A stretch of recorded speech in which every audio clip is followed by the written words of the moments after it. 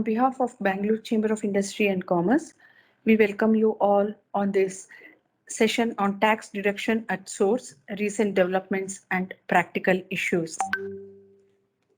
On behalf of BCIC, we express our sincere thanks to Mr. D.C. Patwari, Principal Chief Commissioner of Income Tax, Karnataka and Goa Region, Bangalore, and Mr. G.R. Reddy, Chief Commissioner of Income Tax, TDS, Bengaluru, for accepting our invitation to deliver the inaugural address and the keynote address at the session. Thank you very much, sirs, for accepting our invitation. We also acknowledge the presence of all the commissioners and senior officials from the Department of Income Tax and the distinguished speakers from industry and profession for accepting our invitation to address at this session. The Chamber acknowledges our member organizations for their annual sponsorship of the events from Bueller, Fundamax, Wipro, MTR, and Sona Group of companies. Thank you all the sponsors for your support in this initiative. And now I request Ms. Tapati Ghosh to take it over from here. Over to you, Tapati. Thank you, Rupa. Shekhar, may I request you to give the welcome address and to set the theme. Thank you. Very good morning to every one of you. It's a warm welcome on behalf of Bangalore Chamber of Industry and Commerce to all the commissioners, Principal Chief Commissioner, and to participants for this most important webinar. Bangalore Chamber of Industry and Commerce has been doing this webinar, what we call a seminar. Pre-COVID days, it was a seminar, physical event. Now, due to the post-COVID, we are doing a webinar. We have been doing this series on every year on tax deducted at source with the support from department.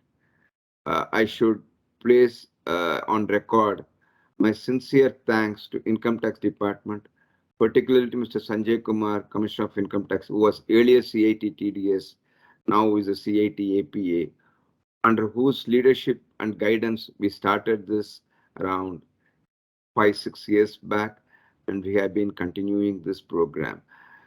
Thank you so much to Mr. Patwari Saab, Mr. G.R. Reddy Saab, Mr. Sanjay Kumar.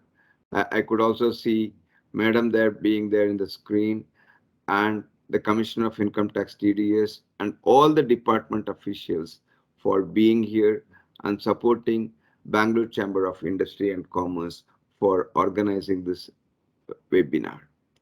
As you all know, tax deducted at source, what we call TDS, has become TDS. When I started my career way back in 1986 as a tax professional, TDS was only on few payments, what we call contractors payments, and only one session 194C. Then we had salary of 192, interest other than interest on securities, dividends, and 194C. Now, tax deducted at source has come on every payment in my P&L account, starting from purchase of goods, leaving the provision for taxation, that is also a tax matter. Barring that, every line item in my P&L account has got an impact on TDS. Further, the concept of TDS originally was only on a principal agency relationship. If you're going by the old Supreme Court judgment on Associated Cement Company Limited on 194C, which was what I would call a foundation or any bedrock for any TDS issue, it was meant to be only on agency payments. Today, the concept of tax deducted source has crossed the frontiers of agency payments and is applicable on every payment made by any organizations. With the kind of payments that is subject to TDS and with the kind of rates that is there in all sections, whether it is the e-commerce payments, whether it is buying and selling agency commission, whether it is advertisement, whether it is a contractor's payment, rates are multiple rates, following which there is a provision by which lower rate of withholding tax is applicable on not on all categories of payments. Certain categories of payments, lower withholding tax is applicable. Few payments it is not there. And Bangalore TDS Directorate has been a great support in issuing the lower withholding tax payments. Of course, barring certain exceptions. I'm not dealing about the exceptions, but Bangalore Income Tax Directorate has been a great support on issuing a lower withholding tax payments. I would not say the same about other directorates in India. With the result, there is an inconsistency in the income tax department on issuing the lower withholding tax certificates.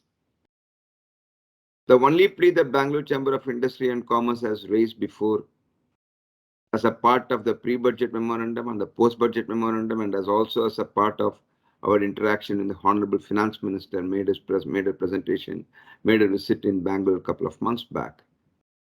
From an industry perspective, you don't need multiple sections starting from 194A to 194LA or LB, later section I'm not aware. Up to LA, you got multiple sections. You don't need that much of sections. You can have one section for TDS by which all payments can come under one section and you can prescribe the rate of tax. Why I am trying to say is that it's very simple. There are certain payments which are overlapping between one section and the other section. There are certain payments which are taking into litigation issues, whether it will go under 194C, whether it will go in 194G, whether it will go in 194H. I don't want to take time today, right now, my welcome note address about which categories of payments are overlapping under which section. I'm leaving it to my panel members about that. Therefore, it is, and what happens is that though there's a section under 206A where they say that if other person has paid the taxes and remitted the taxes, the principal person is not to be considered as in default. But very often we receive notices from the income tax department on lower rate of why you have deducted at a lower rate, and consequential there's a 40I disallowance is there. Again, we need to go on appeal and litigation stating that the other person has deducted, not this is not correct section. It creates litigation. For a TDS, while the department has made the industry or the person responsible for payment as, I'm not saying that drawing and disbursement office is unlike section 192, but the responsibility is cast on the person who is paying the amount. We industry, we take very seriously the TDS payments, and Bangalore Chamber of Industry and Commerce has been advising all its members that moment it is deducted, it should be paid within the due date. And I'm happy to note that Bangalore Income Tax Department as a directorate, TDS collection is almost significantly forming part of the Bangalore tax collections as per the statistics available, the public domain. So from an industry perspective, we are very conscious of our responsibility to deduct tax. We are very conscious and responsibility of remitting the tax within the due date.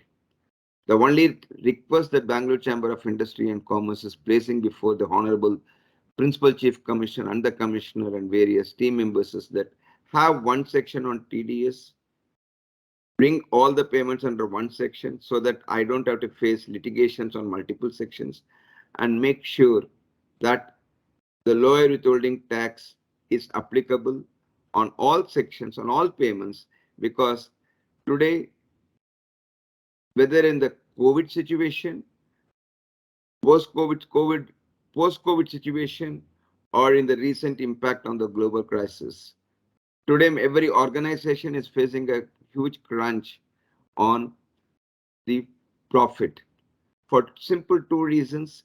Thanks to Ukraine-Russian crisis, the crude oil cost has gone up. With the result, my dollar rate has gone up. So my logistics cost has gone up significantly. And the recent statistics says that in the next 2 to 3 quarters, if that war issue is not addressed, my logistics cost will eat away almost significant part of our margin of the industry, particularly in the manufacturing industry and the retail industry. Companies which are exporting it, they may be benefited by the exports, the dollar rate, but again, they will also be having a challenge on their margins. The margins will come under stress in the next 2 to 3 quarters. When the margins are coming under stress, higher TDS without lower withholding tax certificate or zero certificate will create a challenge from a receivables perspective, because there's a significant amount will get locked as a refunds. And therefore, my humble plea before the department is that have one section, avoid litigation, and have one section for issuing zero withholding or a lower withholding, as the case may be, for all payments. The second important challenge that we face as an industry is about not on salary payments, on international tax payments. When I mean challenge, I am not saying that I am very conscious when I say that, because I have been interacting with the international tax, and we have been receiving a very good support from the international tax on 195.2 payments. Whenever we apply for 195.2 certificate, we are getting a response. Yes, sometimes the response may not be according to our requirement, but we have been getting a response. That is fine. But what we look to department is that on 195 has increased the scope of the payments, and sometimes, I only say sometimes, the treaty provision should be taken in full while considering the payments for 195 for the purpose of 195.2. And therefore, my humble plea before the department is section 195 to be read with 237A and section 90 subsection 2, with the result the less of litigation will be there on international tax payments. The last plea on 195 is that on capital gains payments. Though there's a Supreme Court judgment in the capital gains, it says you need to go to with assessing officer for a lower withholding. I would request the department issue a clarification stating that the payers can take the benefit of the cost of acquisition. Because today the cost of acquisition is available in any public domain, whether it is a share or any property, it is available in the public domain. Non-residents cannot sell the land so much in India. Therefore, other transactions, particularly on the capital gains, predominantly on the share, the cost of the shares is available in the public domain, and it is also possible for anybody to get it across. So therefore, I would request the department issue a clarification that for capital gain payments, the taxpayer himself can take cost of acquisition on its own based on that, for which no 195.2 is required, and he can deduct the tax and remit it. These are the few points which I would like to put it across. Of course, we have a very great panel comprising of department officials as well as professionals. So I don't want to take much of my time here on this. Once again, we thank the department and all my fellow professionals for participating in this. I am also taking the benefit of the presence of Mr. Sanjay Kumar, Commissioner of Income Tax, APA, and I also would like to take this as my request to Mr. DC Patwari, Principal Chief Commissioner of Income Tax. Sir, Bangalore is one of the largest jurisdictions where there are a lot of APAs have been filed in the last few years. And one of the challenges that we had that APAs have moved very well till 5 years back, and there are significant APAs are pending. I'm not aware of, I don't have the statistics at this point of time, but my only request is that we would like to have one interactive session with the department on APA, exclusively on APA, because there are a lot of APA applications are still need to go. So my request to you as well as Mr. Sanjay Kumar, Commissioner of Income Tax APAs, to have one webinar on APA recent developments so that it would help the taxpayers for them to understand and how they can help you, support you in making sure that not only our TDS obligations gets complied through this webinar, but also the AP obligations also gets complied in the next series. This is my humble request to you, sir, Mr. Patwari sir, as well as Mr. Sanjay Kumar, for requesting a support for one more webinar on APA. That is all I have, sir. Once again, my sincere thanks to Mr. Patwari sir, Mr. G.R. Reddy sir, Commissioner of Income Tax TDS, Mr. Sanjay Kumar, Madam, and everybody for participating in it. And thanks to Tapti and Sunil for taking it forward. Thank you so much, sir. Thanks a lot. Sunil, over to you. Yeah, thanks, Shekhar, for the welcome address and also, setting the context. Good morning, everyone. It's my pleasure to welcome all of you all to today's session on TDS, which is on recent developments and practical issues, which is being conducted under the aegis of the Direct Tax Committee of BCIC. Over the next 3 hours, we will cover TDS issues and challenges related to domestic payments, international tax, and CPC. I would like to thank Mr. D.C. Patwari sir, Principal CCIT, Karnataka and Goa, and also Mr. G.R. Reddy sir, CCIT, TDS, for agreeing to address this session.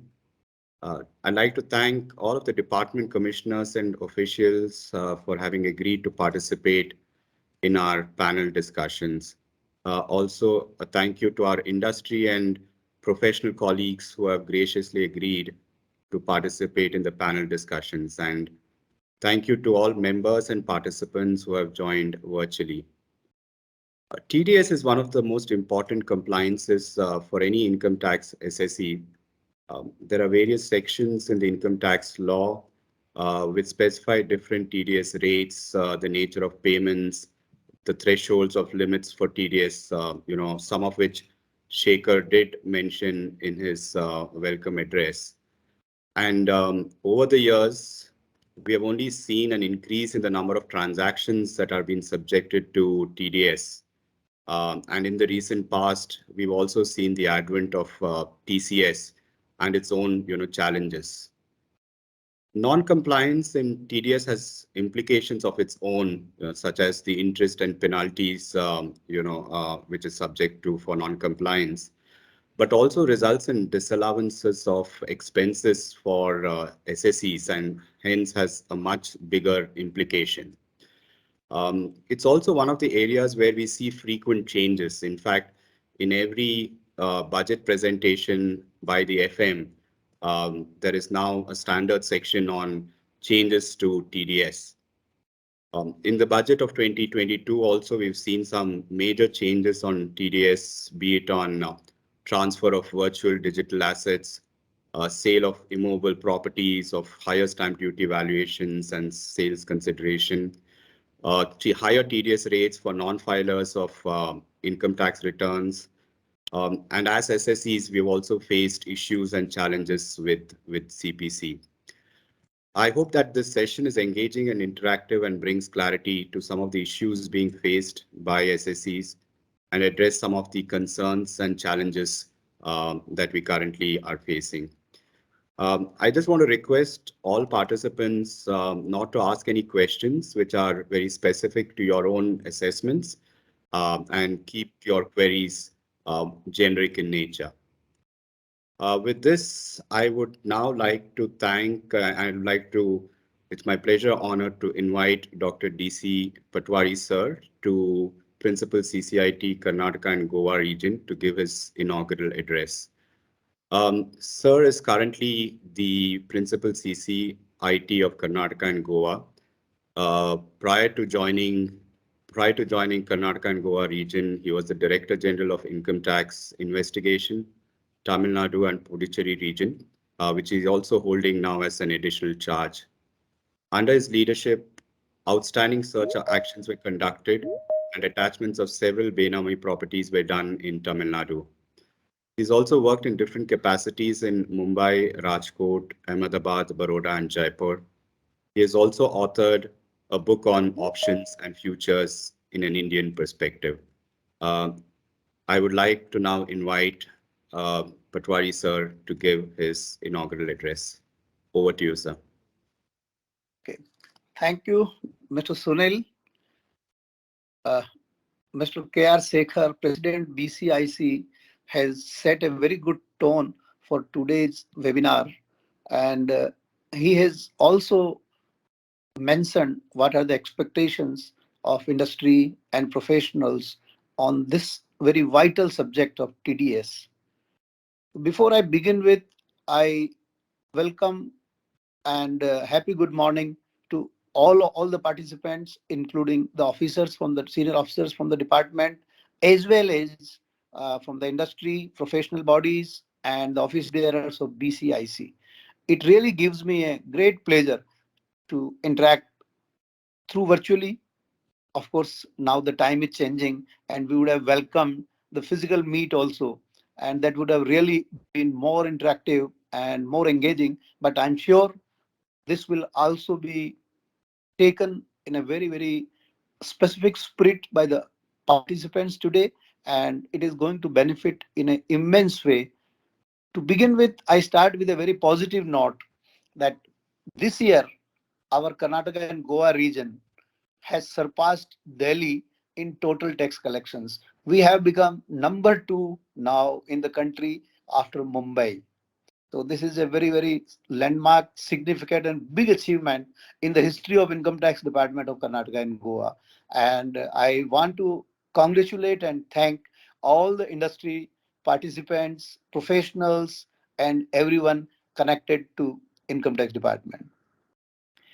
Coming to the TDS, TDS constitute a very big percentage of our direct tax collection in this region. Overall, as you all are aware, we collect roughly 40 to 42% by way of TDS. And the similar kind of collection is there from advanced tax and then remaining from regular and other taxes. But our region has specific, I should say that we are very high in TDS collections. Out of 1,67,000 crore gross collection, or rather net collection last year, TDS contributed more than 1,03,000 crore, which accounts for more than 55%. So if we compare the all India average, that is just 42%, we are 55% plus. So Karnataka and Goa region, specifically Bangalore, is very significant in this contribution.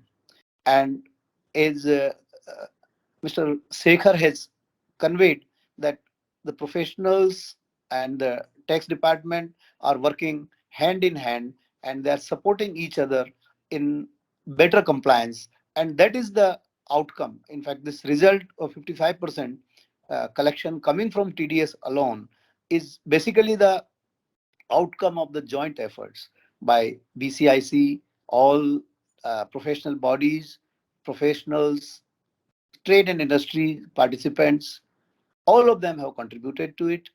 And such kind of webinars are very helpful in such kind of substantial major tax collections and very reduced litigations, because we all know the objective and the motto of the present government is to reduce litigation, to have the bare minimum litigation on any issue. And in fact, the recent or rather latest example of that is yesterday's instruction number 1 issued in respect of 148 that has clarified, in fact, many of the misgivings or doubts in the minds of officers and professionals. Yesterday, I had a meeting with some of the professionals on this also. And in fact, our view have been taken by CBDT and they have considered those and have done this. So I'm happy that the such kind of participative approach is going to go in a very long way in bringing the litigation to the bare minimum, serving the taxpayers and getting the maximum revenue which is due to the government. So all these objectives can be fulfilled by our participation, by discussing the various issues which may be contentious, which may have some confusions. And these are the webinars which are definitely placed to resolve those. I'm happy that some of the senior officers who have been working in TDS wings in different segments, domestic as well as international, and CPC TDS is also very, very important aspect as far as the compliances and then uh, refund, adjustment, payment of taxes, all those things are relevant from that perspective. So the today's topics we have kept are very, very relevant, and I'm sure the participation is going to be helpful. Before I close my address, I would like to address 2-3 points with what Mr. Sekhar has pointed out. One important thing he said that there should be one section. Of course, this is in the domain of the legislature and finance ministry. Definitely, those kind of requests have been made in the past also. But my personal view here is that because different sets of income and receipts have different nature of income, and therefore uniform tax or one section probably may not help, but definitely there is a scope to reduce the number of sections and provisions, and that can really help actually in improving the compliance. With regard to issue of 197, 195.2 and all, definitely our standing instructions to the officers are that whatever and wherever it is to be done, it should be done expeditiously without any delay in any manner, so that there is no confusion in the minds of the taxpayers as well as professionals. So we have been trying to practice this. There may be some aberrations at some stages, but I will always welcome all those suggestions, and wherever it is not complied properly, I would definitely welcome any kind of information and suggestion, and we will from our side try to comply, implement it to the letter and spirit. That is my commitment to all of you. You can count on us that we are committed to provide the best possible services to the taxpayers and professionals without any aberration, without any anything which cannot be considered in the appropriate action. Then third thing was about the APA. Last 6-7 months, in fact, this issue was also raised when Honorable Finance Minister visited Bangalore, and Revenue Secretary also replied to it, that in last 6 months, a lot of progress has happened in this regard. And I'm sure many cases are being disposed of, but definitely I will echo your request to my batchmate and colleague, Satyagam Misra, who is Principal CCIT International Tax, who is directly in charge of APAs. And definitely your request for holding a webinar on APA would be taken forward. Then since there are 3 different sessions on 3 important issues, domestic TDS, international TDS and CPC, and our officers, departmental senior officers who are well versed and experienced in these fields are present, I would request the officers also to discuss whatever is within their knowledge and like domain, and whatever is not possible, but there are definitely some ticklish issues and conflicting issues where unless those are resolved quickly either through instruction of the CBDT or something some clarification, then they should really bring out all those, and I would request all of them to give all those suggestions to me so that I can forward in the right place in the CBDT, so that the objective of this seminar or webinar is fully achieved, that whatever action points are being considered here will be acted upon also, not just clarified and discussed, but whatever could not be clarified here will also be acted upon. So with these words, I express my best wishes to all the participants, and I'm 100% confident that the objective of the seminar webinar will be fully achieved. Thanks everyone. Thank you, sir. Thank you, sir, very much for your very insightful and discerning address. Like you said, it's a very proud moment for all of us to know that we are now second only to Mumbai in the TDS collections. And also thank you for taking into consideration to at least reduce the number of, TDS sections, which we only seen going in one direction. Hopefully, we will see it, coming down. And also, thanks for all the commitment that you've given of the support that the department will give all of the taxpayers in the issues that we face practically on the ground. And again, thank you, sir, very much for taking time out from your very busy schedule to join us for this session. Thank you, sir. Thank you very much. Thank you. Thank you. It is now my pleasure to invite Mr. G.R. Reddy, sir, the CCIT TDS, who's our chief guest, to give the keynote address. Mr. G.R. Reddy, sir, has been with the department for over 33 years in various cadres. He has also quasi-judicial authority for over 24 years. He has experience in the field of engineering, finance, economics, law, and management. And he was also the regional chief of HUDCO for Karnataka and Goa. I would now invite Mr. G.R. Reddy, sir, to give his keynote address. Over to you, sir.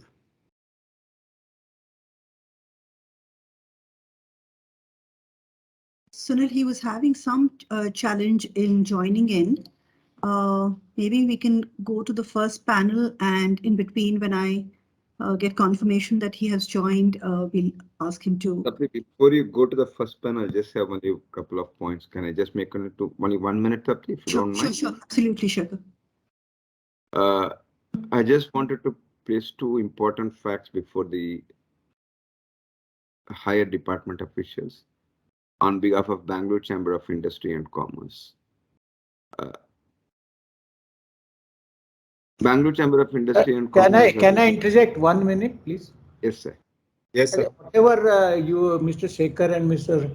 Sunil, you people, whatever you have been telling, can we get a transcript of something? We will. I will. Sure, sir. That's what We'll do I was about to say that, sir. Thank you. I was about to say that only. Thank you so much. We have been proactive in giving various representations to the department, to the government on the pre-budget and the post-budget. In fact, we are proud to say that one of our former co-chair of the Direct Tax Expert Committee and the industry person is sitting in Delhi as a part of your team now. Mr. K. Balasubramanian, who is a former head of Wipro Tax and who is a Bangalore Chamber of Industry and Commerce, the chair of, who was colleague of us in Bangalore Chamber of Industry and Commerce. We have exported to the department, to the Ministry of Finance as heading the Tax Policy Research Unit. So in that sense, we have great pleasure in providing one of our key members to you, the department and Tax Policy Research Unit. And we have given the pre-budget and the post-budget memorandum. And I request my BCIC team to send a copy of the pre-budget and the post-budget memorandum. As well, we came out with a research paper on tax reforms in the administration, as well as in capital gain tax reforms. I would request my secretariat team to email the soft copy of all those documents, as well the hard copies of the documents. We will make sure, Rupa, please make sure at least 20 copies of the hard copies on direct tax reform, what we give a paper, capital gain tax reform, our pre-budget, and the post-budget memorandum is sent to the department today or tomorrow. 20 to 25 copies. You please send it to the department. Tapti, make sure it goes, just coordinate Tapti on that site, sir, which also talks about the need for one section and how we can go, sir. That is what we would like to do that. And second, taking Mr. Patwari's point, definitely we will compile all the issues what is raised here today, and we shall submit to the department in the next couple of days for us to follow up and to seek clarification and representation on that side. This is the only point I would like to add, Tapti and Sunil here. Back to you, Tapti and Sunil. Just a quick check if Mr. Reddy sir has joined. Otherwise, we'll go to the next panel. Okay, I'll keep in touch with him. So, Sunil, should we move over to the so panel? we can start with the first panel. Great. Rishi, over to you. Rishi Harlalka is the partner head transfer pricing South India for BSR affiliates. He'll be the moderator of the first session on TDS issues on domestic payments, including salary. Over to you, Rishi, to introduce your panel and take it forward. Thank you, Tapti. Good morning, everyone. It is indeed a pleasure to be here this morning and be moderating this panel of the esteemed guests. Uh, I have, with me some very distinguished members. As Shekhar mentioned, Mr. Sanjay Kumar, who's the who's now with the APA, has been quite experienced and quite well known in the Bangalore circles for as the TDS commissioner. He has previously served as the financial advisor and the CA of Employees Provident Fund Organization. He has also served as a director of finance in Delhi State Industry and Infrastructure Development Corporation. So, sir, a warm and a hearty welcome, and we look forward for your insights. The next distinguished member we have is Mr. Srinivas Bidari, who is the current commissioner of TDS. Mr. Bidari has served in various capacities in Chennai, Hubli, Bellary, Bangalore, Mumbai, Surat. He has been posted in various departments such as assessments, investigation, vigilance, TDS and appeal. He has a vast knowledge, a treasure trove of perspectives across the department. So, sir, a warm welcome from our side to you this morning. The next one on our panel is a dear friend, Mr. Prakash. He's the AVP Corporate Taxation Infosys Limited. He's a chartered accountant with over 20 years of post-qualification experience in direct and indirect taxes. He commenced his journey as a professional before joining. He commenced his journey as a consultant in a professional firm before joining Infosys in 2011. At Infosys, he heads India tax, both direct and indirect. Welcome, Prakash. Look forward to interacting with you. And the last member of my panel is Ms. Saraswati Kasturi Rangan. She is a partner in tax with Deloitte. So welcome, Saraswati. So with this, maybe I'll just, I think much has been said about, how the increasing footprint of the TDS provisions are. And, in the lighter vein, sometimes, we kind of say that till last Finance Act, it was up to 194Q. In this Finance Act, it became 194R and 194S. And I think the day is not far off when we are going to utilize all up to Z of 194. So that has been the kind of importance. The TDS provisions has taken hold of all our compliance. It has become an important dimension of our compliance, and therefore it's very, very useful for all industry professionals, for everyone, and we are thankful to the department of officials for giving us their valuable time. With this, let me dive into some questions. We've had questions on some of the recent amendments in the or the recent introductions in the TDS provisions, and some of the amendments are relating to the taxation on the PF side, employer contribution, employee contribution.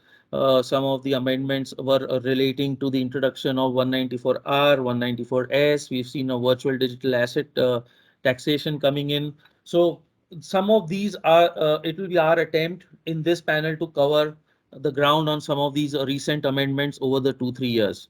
So, let me start with the PF employer contribution in the Finance Act 2020 from FY 2021. The employer contributions to PF, NPS, and superannuation funds are now taxable if their aggregate contribution exceeds 7,50,000. And these contributions exceeding 7,50,000 also includes the accretions, that is the accumulations in the account. So maybe, let me start with Saraswati, my professional colleague. Saraswati, how are you seeing companies handle this aspect? What are the challenges you see employers are facing, especially with in relation to the accretions? Certainly, let me just go into that, Rishi. Thanks for this opportunity.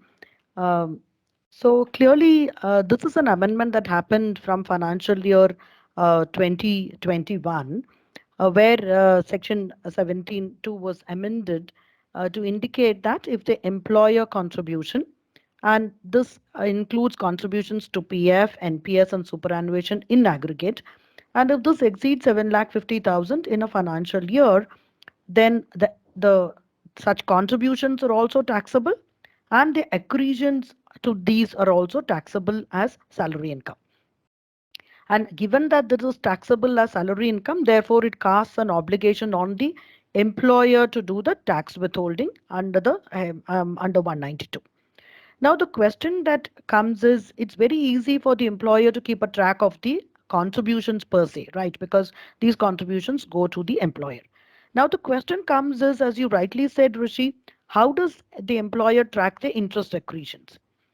So there has been there has been a clarification which has been provided in terms of Rule 3D, where 3B, where the interest accretions computations has been provided by the CBDT. That clearly indicates that the employer is required to consider the opening balance, consider the closing balance, take out an average, apply the interest rate, arrive at the additional interest accretion, and then subject that to tax. So in practice, what it would mean is employers are now required to track which of its employees contribute more than 7,50,000 during a year towards all of this, and then go back and reach out to such employees. See, there are questions on how do we, sort of allocate this. Do I say that say if somebody is making a contribution totally of 10 lakh, do I allocate this 7 lakh 50, no, totally to PF, or do I then do a pro rata? So there are multiple practical questions which need to be addressed. The flexibility, to my mind, can be given to the employee. But once that is done and we determine what is the amount, the question that comes up is, how do we determine the interest accretion? For PF, of course, the Rule 3B gives some guidance.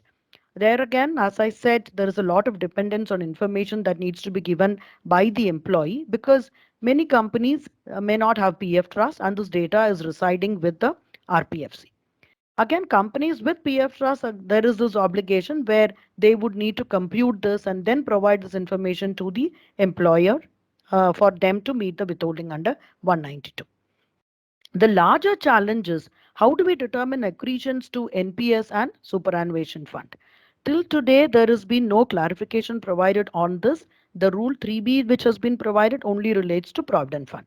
So in practice, companies seem to be taking a view that this is something which is not really earned by the employee immediately, because this is only an accretion, right? There is no interest credit that happens year on year. These are NAV based, especially from an NPS perspective, and so the value is not really determinable till the point of withdrawal. So in practice, companies are looking at this only from a PF perspective and not really from an NPS and superannuation perspective.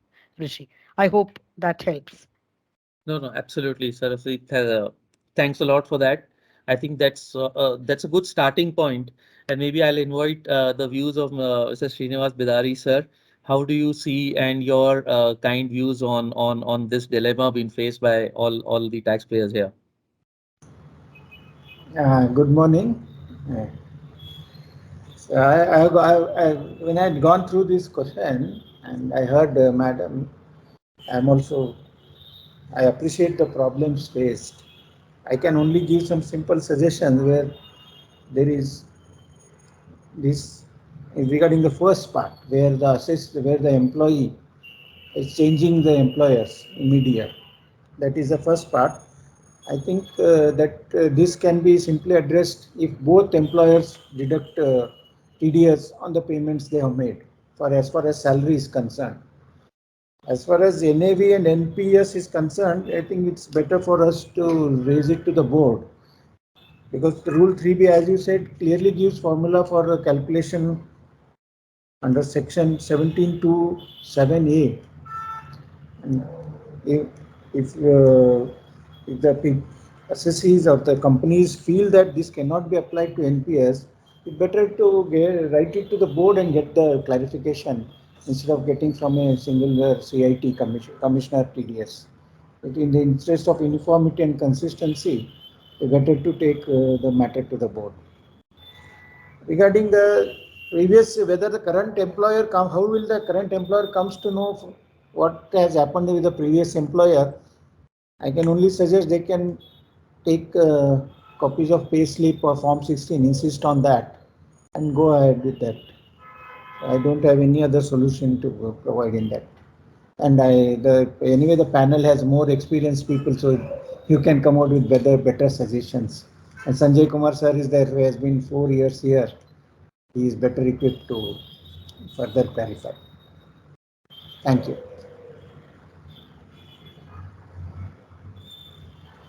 Thank you, sir.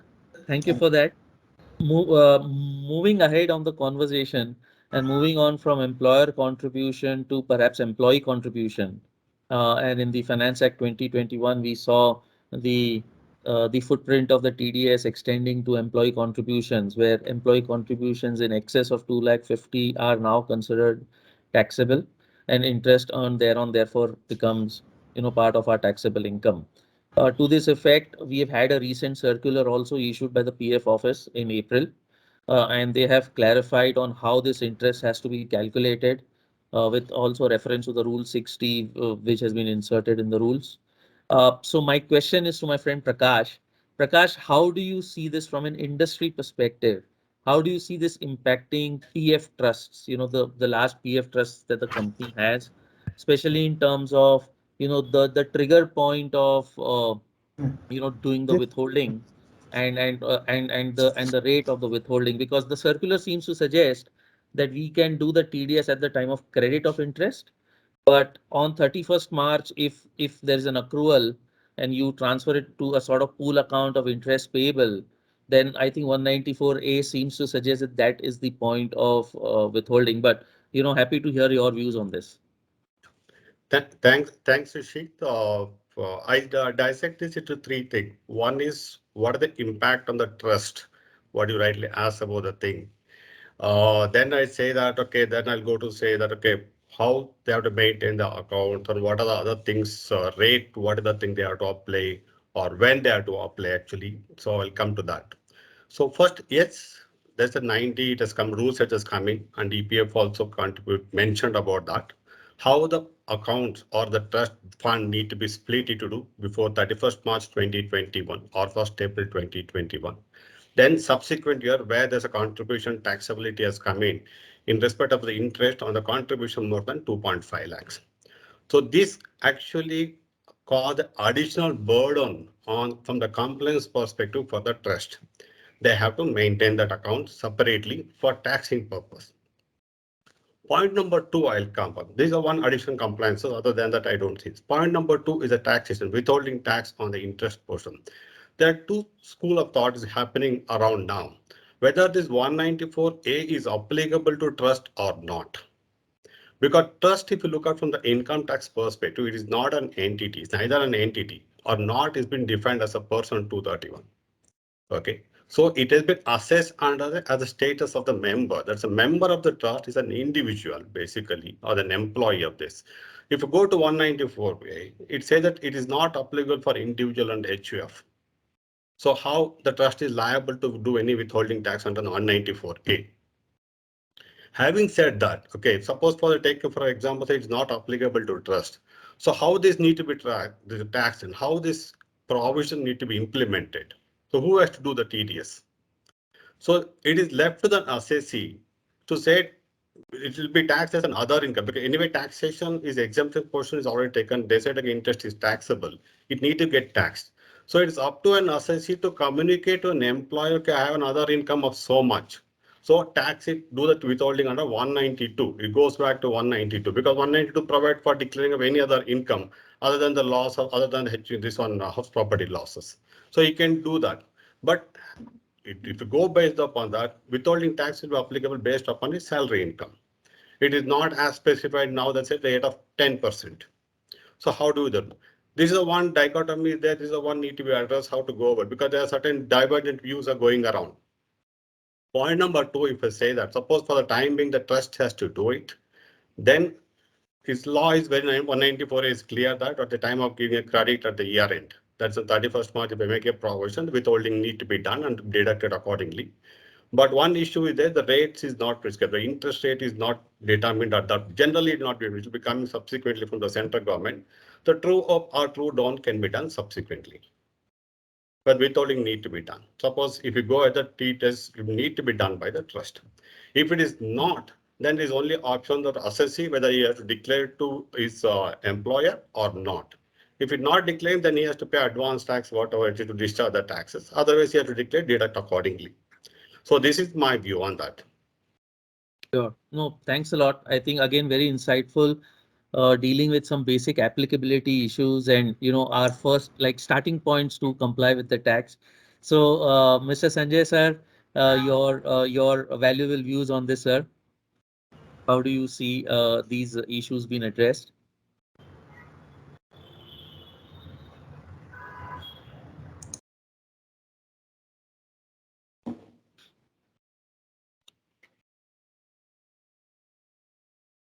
I think he was there on the video earlier.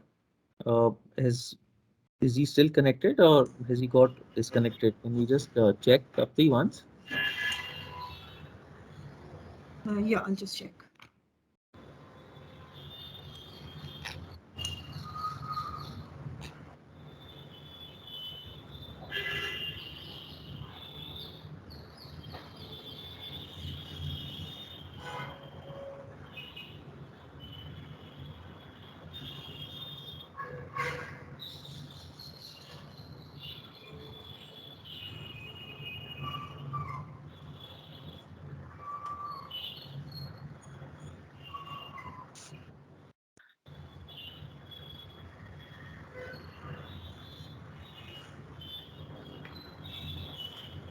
Rishi, I'm not getting through.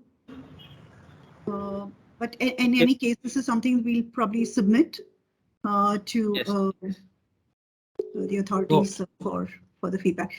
In the meantime, Srinivas, sir, would you have any comments on this question? Yes. I have that regarding the date on which credit has to be made. I have taken note of what Mr. Prakash has said. Right now, I can only suggest that the TDS has to be made on the date of creating the provision, making the provision itself, because the act is clear. And as the initial other legal points he raised, I have taken note of it. And anyway, you are sending transcript, so we will raise it to the appropriate forum. Yeah, if I can just add one more aspect to it, sir, there is also a question which companies are grappling with in terms of what is the rate to be applied. Because last year, 8.5 was declared. Right now, 8.1% is under consideration. So can they go by 8.1? And if there is a pushback to the CBT and finally, if 8.5 is approved, do they have to do the differential interest credit, TDS on the differential interest credit? So these are certain questions as well that are coming up. And what happens if actual interest rate is lowered?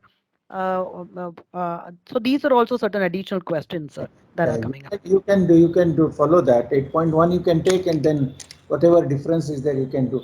And as far as I've been here for about 6-7 months. For example, employees and salary TDS, we are not that meticulous on, we're not strict on whether you have done exactly, and if during the year it has been covered up, I don't think any action has been initiated. So as long as the employer sincerely do it, they can cover it up. That is not. That is reassuring to hear, sir. Sure. No, I think that's really good. Thank you for that perspective, sir. Maybe there is one more dimension to this aspect. I'll probably turn it over to Saraswati. That under 194A we have an exemption limit of up to 5,000. And and now as per the accounts, as like Prakash said, we have to maintain the taxable separate, non-taxable separate. The question is, how is this 5,000 exemption limit to be applied? Is it to be applied only on the taxable portion, or is it also to be applied on the taxable, non-taxable portion? So maybe some insights from you, Saraswati. Sure, Rishi. I think this is one question that we've been grappling with when we've been talking to a lot of PF trusts, and many of them, the payroll service providers who are actually helping them take different views and so on. So it's a very relevant question. If you look at 194A, it only talks about where the interest exceeds 5,000. So the question that comes is, when the PF account is credited with interest, the interest credited is both in respect of the taxable corpus as well as the non-taxable corpus. So once the employee has a taxable corpus, it automatically means that on the non-taxable corpus, the interest definitely exceeds 5,000. So should there not be a tax withholding from no, even from rupee 1 onwards? This is one view that is coming. But my view would be Section 1011 clearly and Section 12 in terms of trust clearly exempts no the interest to the extent the contributions do not exceed 2,50,000. So since that is exempt, it does not even form part of total income at all. So to my mind, 194A, when we look at it, we should look at it only from a taxable interest perspective. So if the interest on taxable corpus is more than 5,000, only then tax withholding obligation is triggered. Though of course the employee has the obligation to offer even 1 rupee on the taxable side, but withholding perspective, I think we should apply the 5,000 only on the taxable corpus interest. That's Okay. May I come in? Am I audible now, Mr. Yes. Rishi? Yes, sir. Yes, Yes, sir. sir. You are audible now. I'm sorry, Thank there was you. some technical issue. I had to go out and then log in again.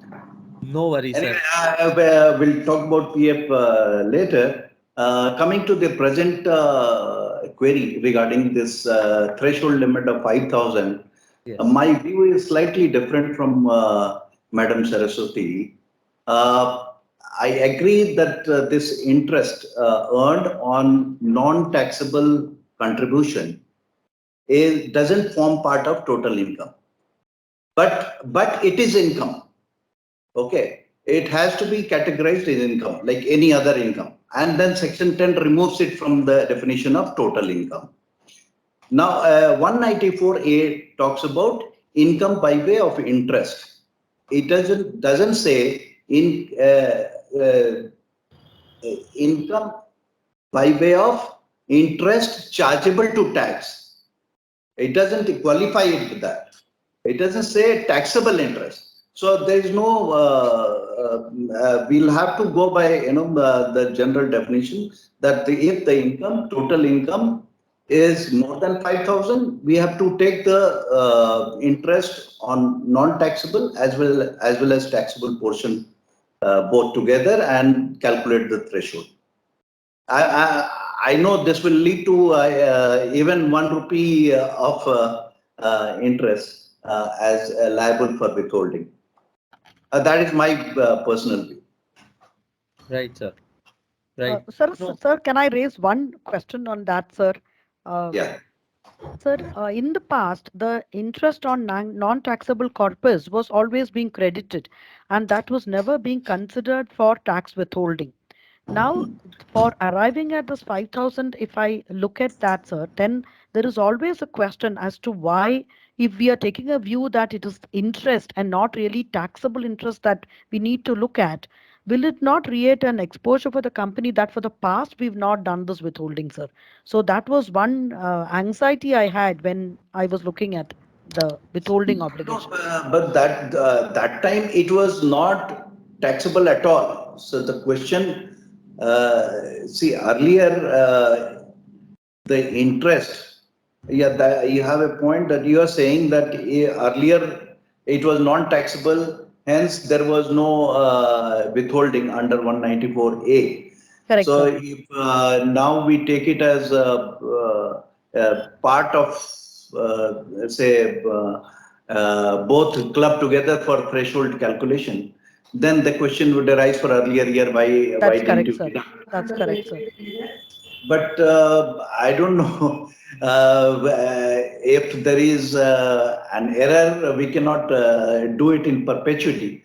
We have to correct things or see things in the light of what is correct as per law.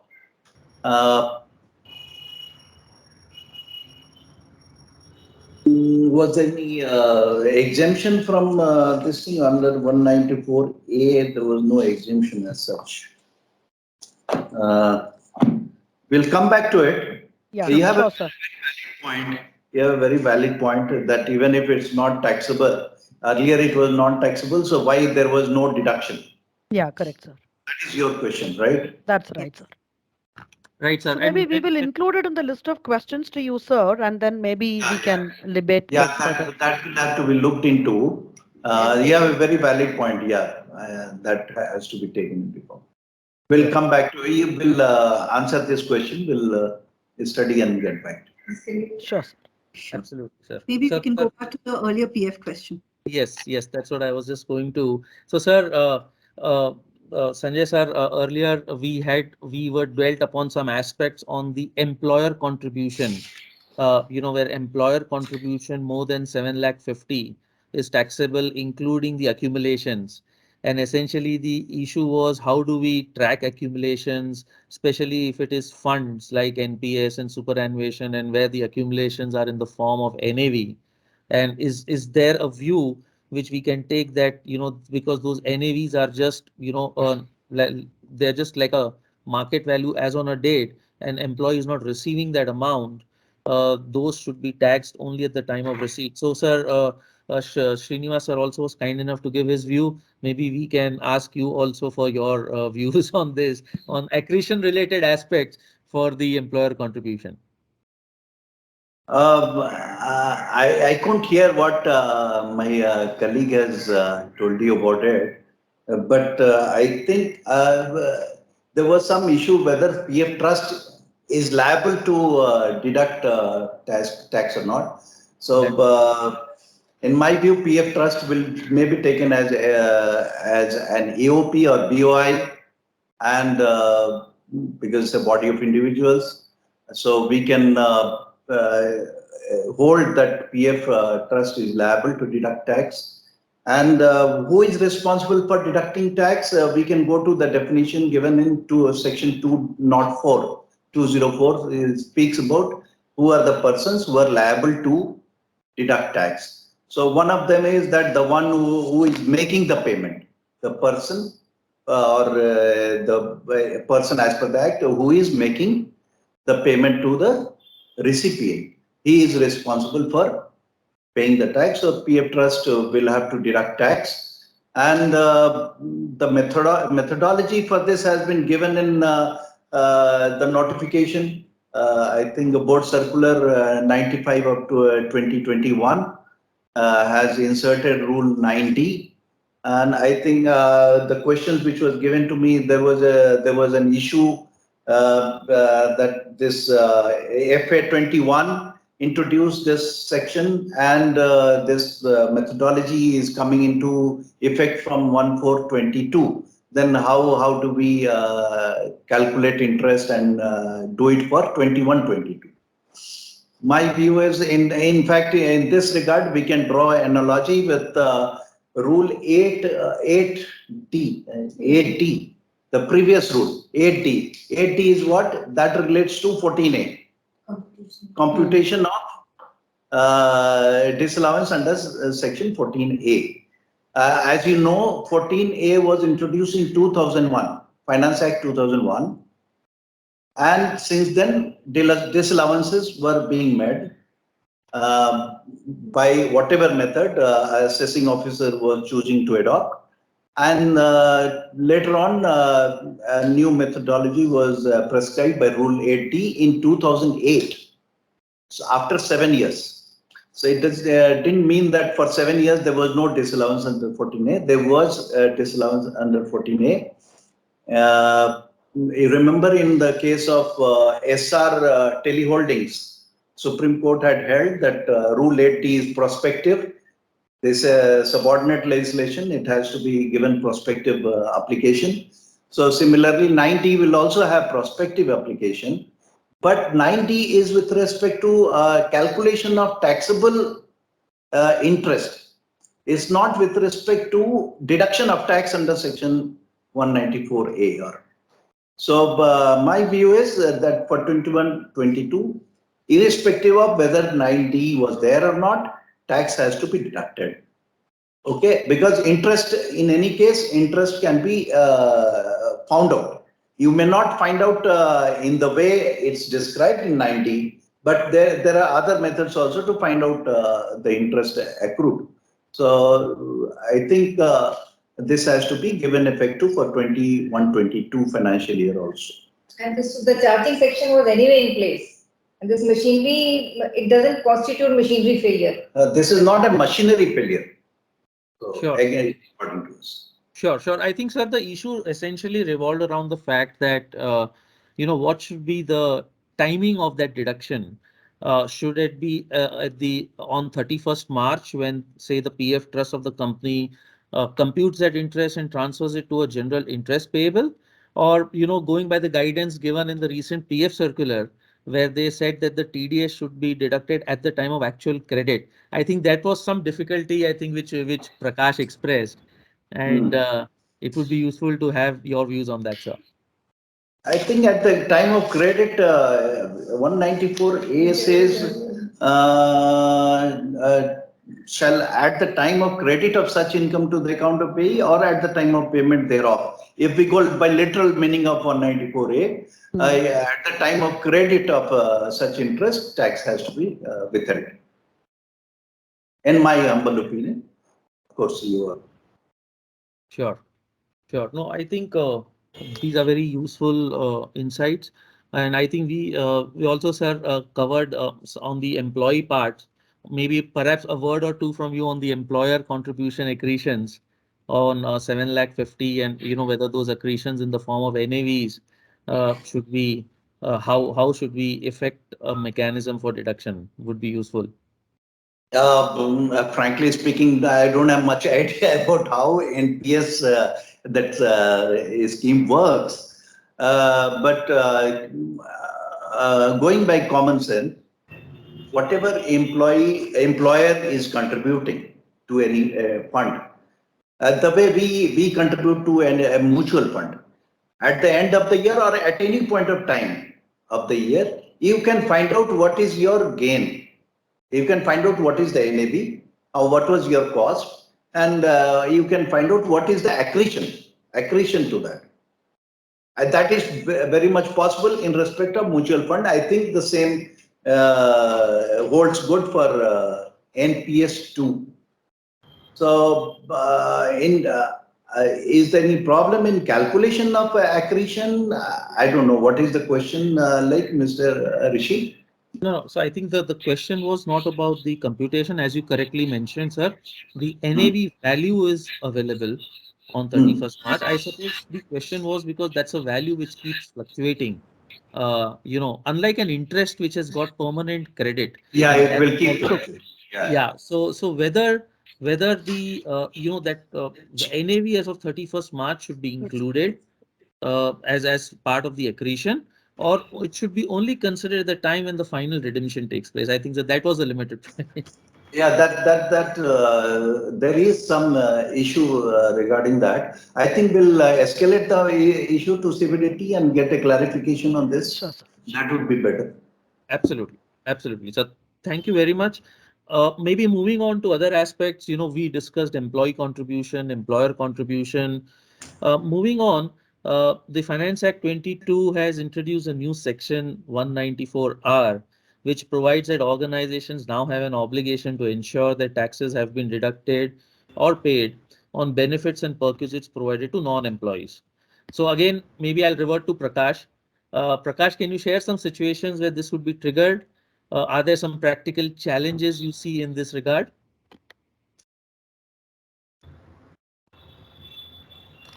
Prakash, you're on mute.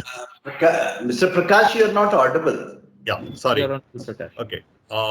Sorry. Thanks, Rishi, for raising this question. I think this was one of the back of our mind also, that how this can be determined and how it can be implemented also, that we are looking into it. See, the section talks about the person who's responsible for providing the benefit or the perquisite, whether measurable in the cash or kind it talks about, but it is rising to other person in the course of his business or discharging his services. So what will happen if the person who's providing, suppose say that, okay, the person is connected with me for the business. I provided some, because of the volume he has given, I given some gift in kind. So how do I do the TDS? There's a practical question which I'm just raising over there. So how do I determine one? That is from the doing it. Suppose I give an accommodation or a family trip outside India or it's in India, whatever it is. How do I determine? Because there's a one payment I'm making it to them. And the section also talks about I should ensure that, okay, this should be deducted. One. So I will take it a benefit or doubt say that since I'm person responsible providing is already defined in the explanation who is it is, I'm providing that way. So I should ensure that it should be paid. But question that on what amount and how. Amount also we can determine say that okay, the expense are incurred. But TDS, how do I do? Because I'm paying to third party directly. I'm not paying to him. And how do I do TDS? Or should I ask that person, okay, pay me the TDS component, pay it? It doesn't look right also in the business perspective, or how it is, or I should gross it up and pay remitted in addition to that what it is. And one, that is a dispute what I got, or dispute means confusion. The second one is from the perspective of the company, see how they have to maintain the account going forward, tax audit and everything happen. Which is the thing I given as a perk, whether TDS compliant, I done it or not. How do one has to maintain the document to prove that okay, I complied with the law? So these are two major issues under this section. I'm coming up this. So everything what I'm providing to them, whether gift or anything more than 20,000, I should keep a track and ensure that the TDS is done. But thing is that it is not, if the cash is fine, I can deduct and pay, but is in kind, how do we do this? So these are one issue that grappling with that, how to implement this section now. Sanjay sir, any views? And I think these are some important. Here, 194R, if you go through, this is slightly different in wording compared to other sections. Other sections say that any person responsible for any payment shall deduct. Yes. Here, the word here is shall ensure that tax has been deducted. Correct. So, basically, this is done to take care of the cases where payment is being done in kind or partly in cash or partly in kind.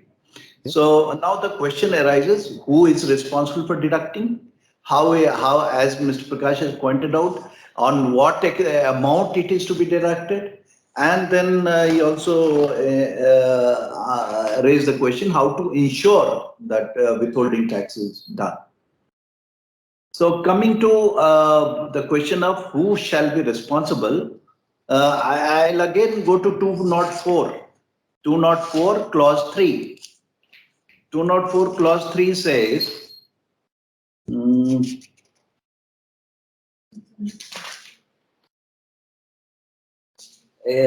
the section starts with the person responsible for paying means in the case of credit or in the case of payment or of any sum chargeable under the provisions of this act, the payer himself,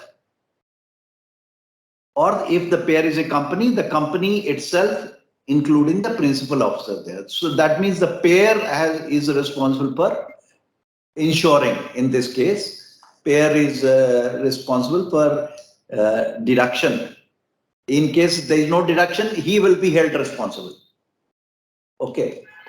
Now, ensure the tax has been deducted.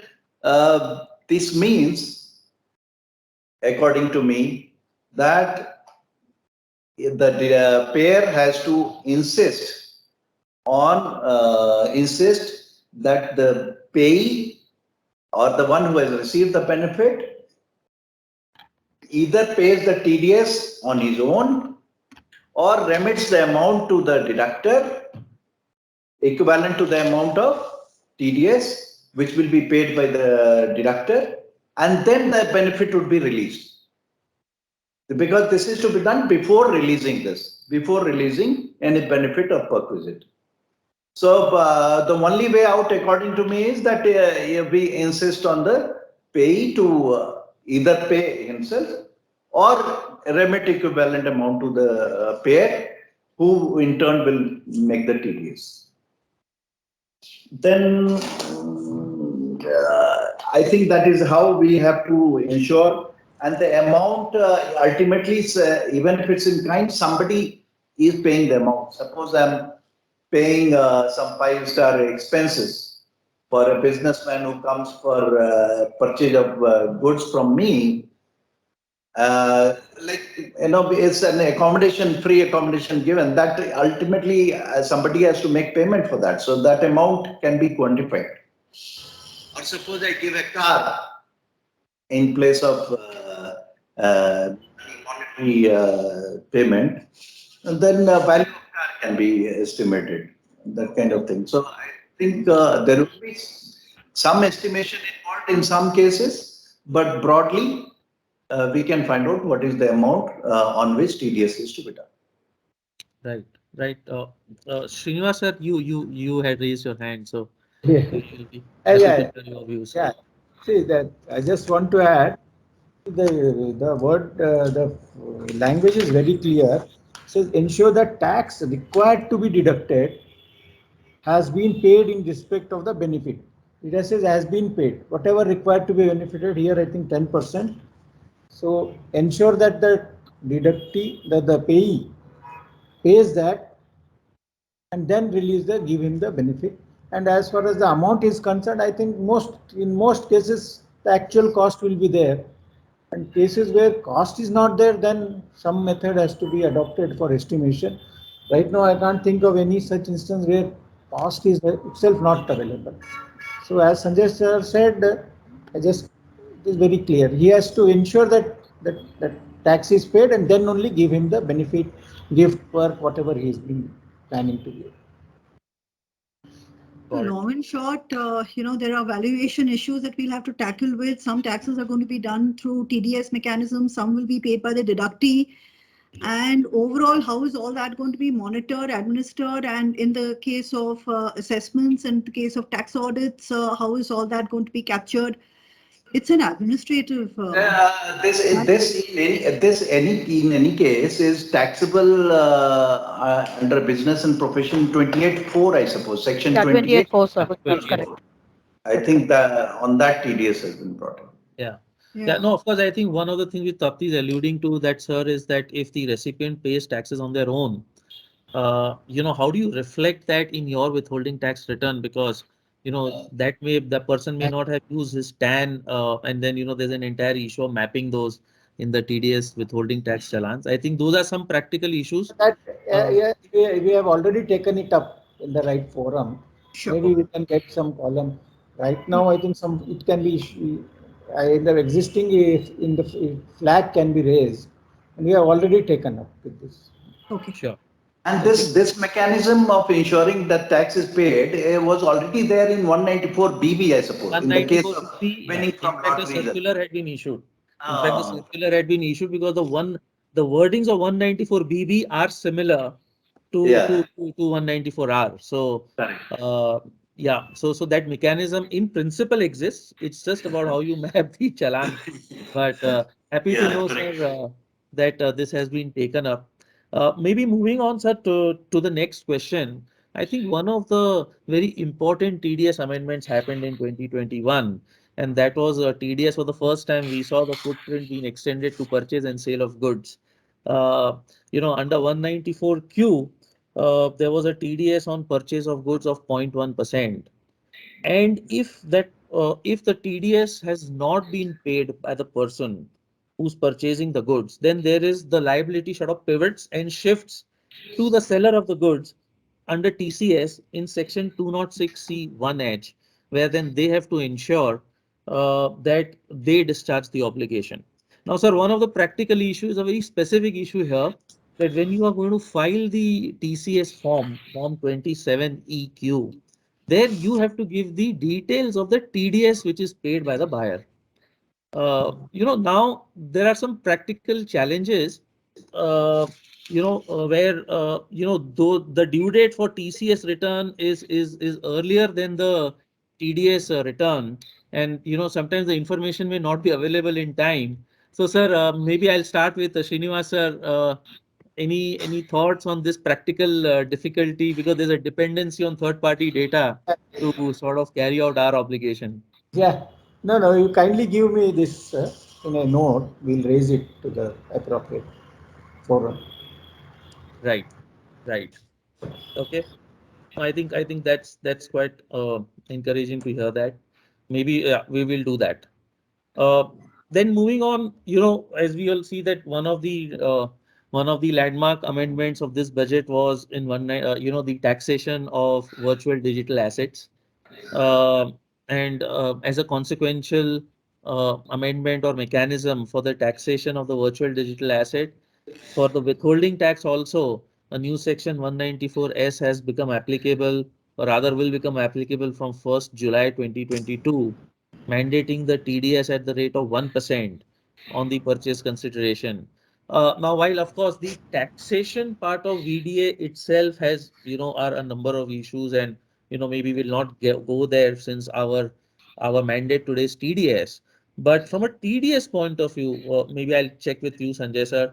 How do you look at, maybe some of the challenges are like, how do you determine the situs of the asset? And, if there is the buy sell happening through an exchange, it is practically difficult to comply with the TDS provisions, as we would not know who the buyer is or who the seller is. So again, any thoughts on that would be helpful. First thing, I don't understand cryptocurrency much. Secondly, this this provision has come after a lot of deliberation at various levels. In fact, here Bangalore charge was the first charge to conduct a TDS survey on a cryptocurrency dealer, or rather, sort of, you won't call it exchange, but they are dealers, because it was basically in turn dealing with the exchange. And there are several issues in that.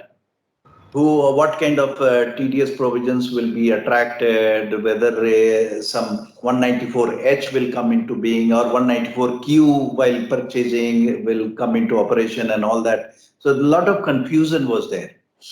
And all these issues were raised. In fact, the particular exchange also filed writ in the High Court, which was pending that time. And then subsequently in this budget, this 194S has been introduced just to overcome all kinds of confusions which were prevailing with regard to withholding of tax as well as its taxability. So both this Finance Act has tried to tackle it from the point of view of withholding also, and also from the point of view of its taxability in the return of income. In the recent IFA conference in Delhi, there was a dedicated session on VDA, and the conclusion was that the situs is everywhere. It's difficult to pin down. And however, when it is a centralized mechanism, that is, the transaction is happening through an exchange, then the exchange has to do the TDS. But when it is a decentralized transaction, then it is a difficult situation. But when it is through exchanges, it should not be a problem. The TDS should not be a problem. In India, it's mostly through the app like Kuber and others, DSQ and all that, I don't know, or through exchanges. The number of transactions through exchanges is more compared to here, but the volume on the other side is much more. Through decentralized platform is much more. I actually think this deserves a separate session, and we'll organize that soon, and would really appreciate your guidance and presence there. So maybe because it's too large a topic to be able to cover it. It's a very, very complex topic, requires huge discussion. It leaves you with more questions at the end than answers. Yeah, in but fact, for the time being, we should go by the literal meaning of the section. in this case, is saying the buyer is akin to 194 IA, where you go to buy immovable property, buyer has to pay the tax or pay the has to deduct tax. Similarly, here when you go to buy virtual currency, then you have to retain some part of it from the consideration being paid as TDS. So a buyer can be individual buyer, but generally they buy it from exchange here in India, and it may also happen that sometimes exchange would buy from the individual seller. This is also possible both ways. So I think exchange will come in between, and somehow the buyer will have to deduct tax. Sure. No, I think that is. But I think in due course of time, further clarification will come on this topic. Because as we go ahead, we'll have several problems, several questions. I think FAQ is expected on this. Perfect. Right. And any practical problems you face, you can always intimate us. We can. This is a very new section. We are both learning. So. Yeah. Mr. Rishi, I think our CCTDS is online now. Yes. Because of technical issue, he was not there, so we can hear from him his Yes, sir. I think words that of would be wisdom. If he could, Reddy, sir, if you can kindly give your views on this, it would be useful. Thank you, Rishi and Tapati. First, my apologies for the delay, which was beyond my control. Because of technical issues, I could resolve it in the due course. Of course, I was following, I was able to listen to you and see you, but I am not visible and my voice is not reachable to you. That was the technical issue we were facing.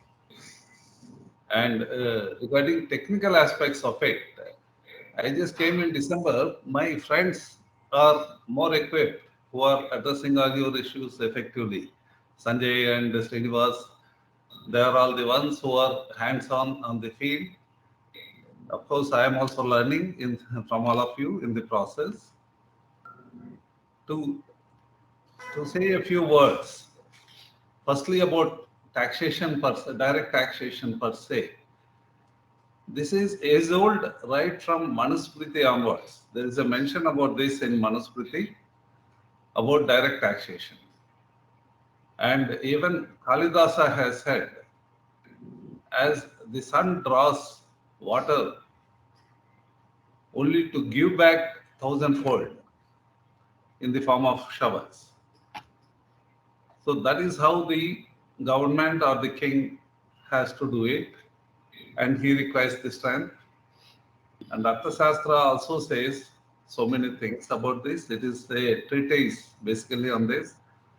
We have drawn our logo from Arthashastra for Indian Revenue Service, that is Kosha Mulo Dandaha.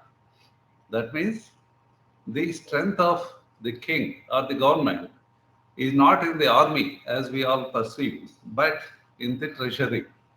If the treasury is strong, then the king is strong. He can hire any number of army or weapons, anything we want. So that is the importance of taxation. And TDS per se started with the concept of pay as you earn to minimize the pinch of taxation.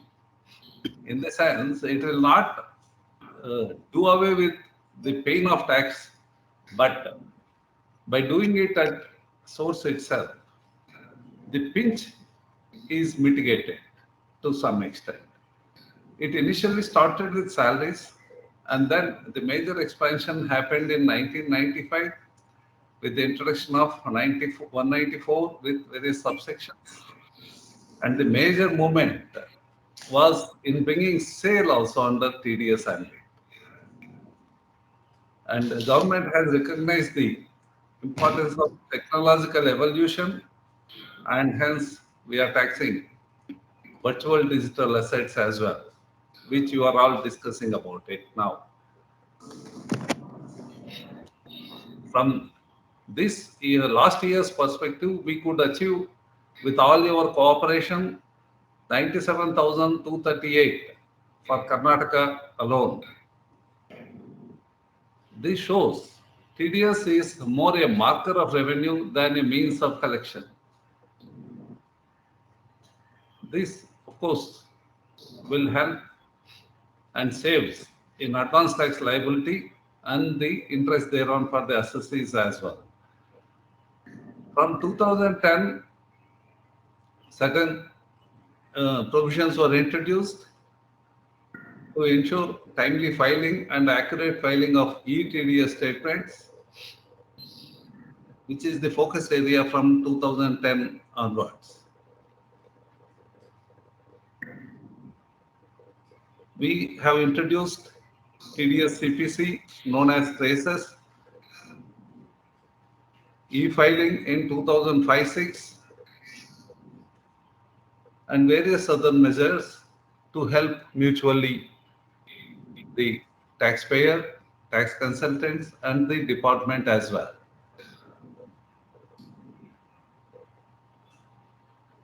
So with this few words, I compliment you, Madam, and Rishi for taking this initiative to educate and enlighten both consultants, assessees, as well as the department. It's an opportunity to share views, and of course, it is not binding on either side. I would add a word of caution.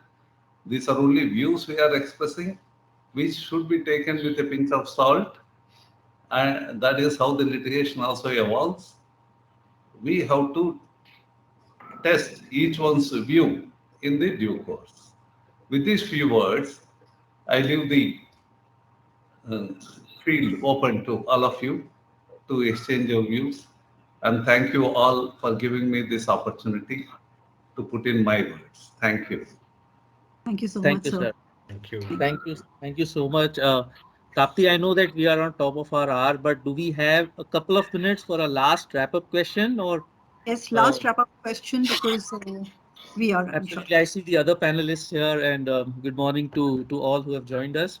Uh, so maybe maybe just a parting question, maybe slightly different, more on the larger thought on the design of the TDS law to all my esteemed panelists. Maybe starting with maybe Sanjay sir, Srinivas sir, and in the recent times, while the footprint of TDS has increased, and as has been said, and matter of pride that it has constituted 55% of the collections. Increasingly, we see that the TDS compliance is also dependent upon third-party data and third-party behavior, right? So the way we saw on TCS versus TDS, the TCS sort of pivots because the TDS has not been done. In 206 AB, if they have not filed their returns, then we are required to deduct higher tax. That window, which was 2 years, has now been made 1 year. So my question, maybe as a parting shot is, sir, is there a way in which maybe we can restrict the TDS provisions compliance to what data we have the control on and not make it dependent on third party behavior? So maybe just a thought, but maybe from each of the panelists, maybe starting with Sanjay sir, and then we can go around and close the session. So, sir. Third party. Sorry, I couldn't get your comment. What is your question? My question, sir, is that can the TDS provisions be so designed that our compliance is not dependent upon what the third party has done, but is solely restricted to what we need to do, right? So like we don't, like in TDS versus TCS, if the TDS has not been done by the opposite party, we are required to do the TCS. If the opposite party has not filed the return, then we are required to increase the rate at which the TDS has to be done under 206 AB. So can it be, is there a reasonable way in which our obligations can be restricted only on our actions and not create a dependency on third parties. That was sort of a larger, more philosophical sort of a thought. This is basically a policy issue, and as an officer of the department, we are supposed to execute the policy. Of course, we can give our feedback on the policy making, but primarily we do the execution part. Coming to your question, I think 90% of the sections are independent sections. It doesn't section as far as TDS is concerned. 90% are standalone sections where the assessee or the deductor need not look into the data of the deductee before withholding the tax. Secondly, this is all interrelated world. It's a computerized environment now we are working in. The data is flowing smoothly, seamlessly across different departments and across different entities. In fact, because there is so much of computerization across different entities, we are able to do kind of data mining, and we are able to introduce some sections which are dependent on the data of the deductee also.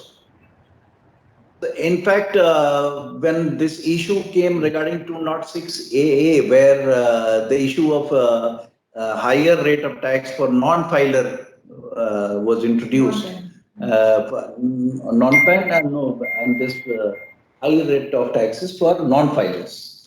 So there the functionality was introduced in our system where the deductor could see whether the deductee has filed the return of income earlier or not. He need not ask the deductee.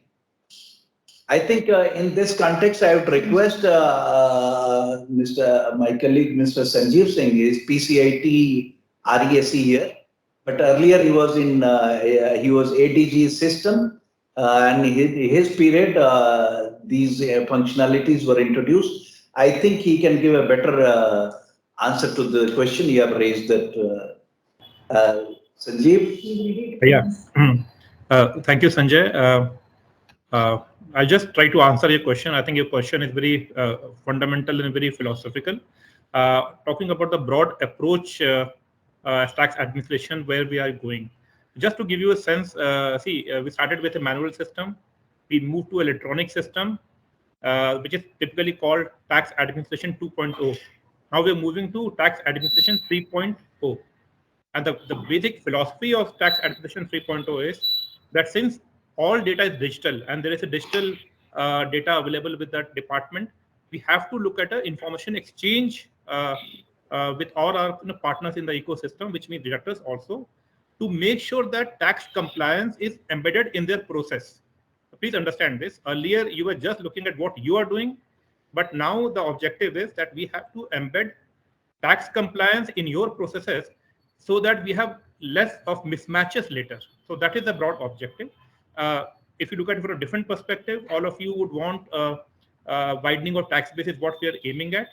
Typically, we see a large number of people who are not filing the return even though tax has been deducted, and where we believe they should be filing the return. So we believe deductors have a very important role also there, because the fact that if they deduct higher tax rate, there's a very clear disincentive for the non-filers to come and file the return. So department overall, I think the country level, the tax compliance will be given a boost by such action.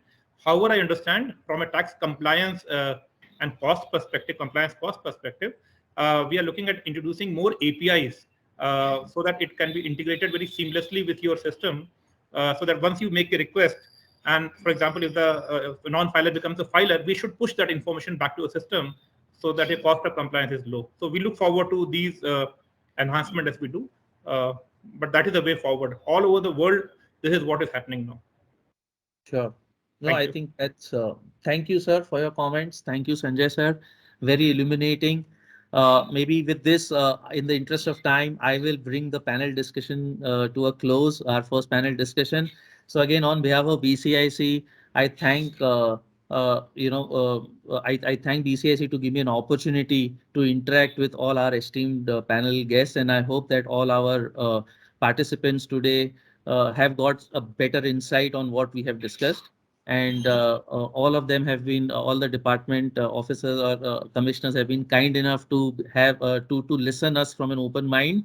And sirs, we'll surely follow up with you for the questions, and we hope that some of this gets translated into better clarity. We'll consider this job then a well done job. So with this, thanks a lot, everyone. Back to you, Tapti.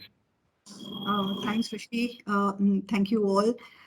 With that, I'll turn it over to Sriram Ranganathan, who is my co-chair, Direct Tax Expert Committee, BCIC, and tax lead for Wipro. Sriram, you're there? Yeah, Tapti, good morning all.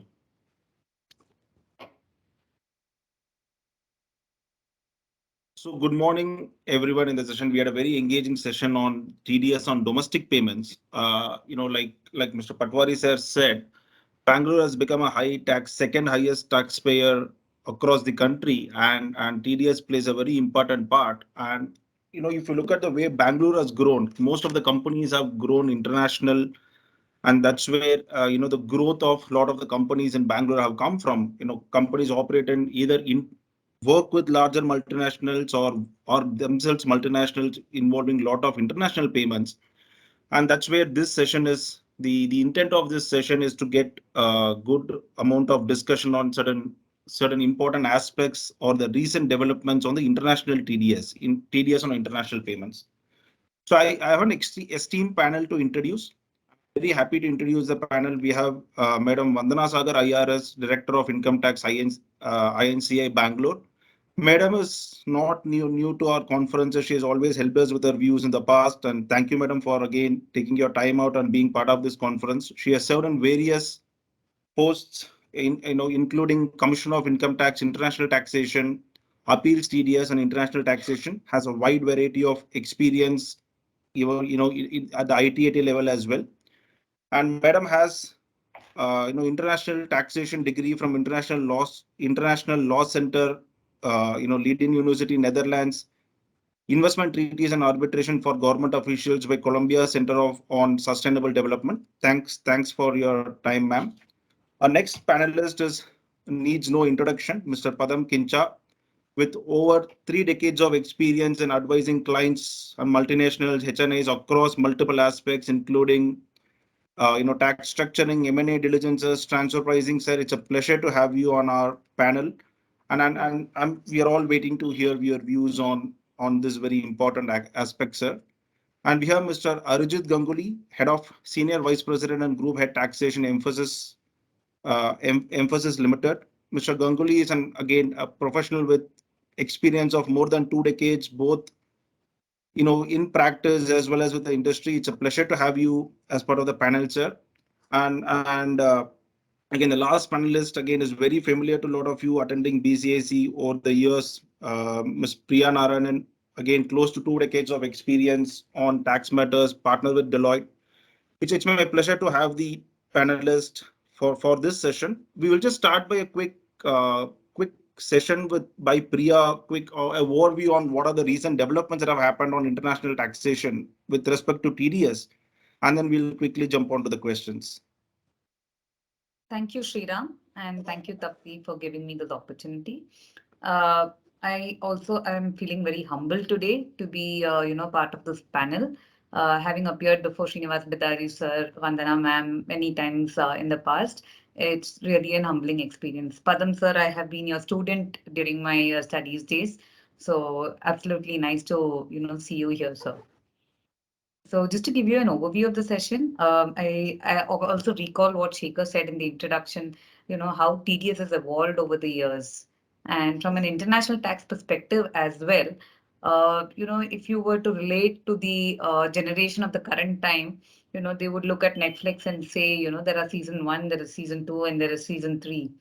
So the international tax, especially on the TDS domain, has also evolved, I would say, every 20 or 30 years. According to me, the first lot of the 1960s to 1990s, or rather the late 80s, where the international transactions as such were not very high.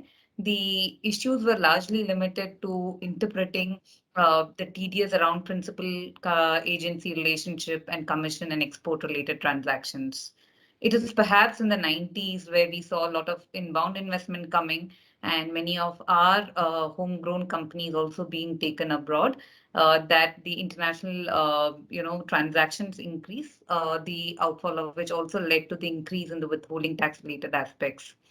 So 90s to 2010s, we typically saw issues around royalties, the fees for technical services, ESOP, secondment issues, and most importantly, the transfer pricing being introduced and therefore leading to the question of what is arm's length, and also the withholding tax around group company transactions.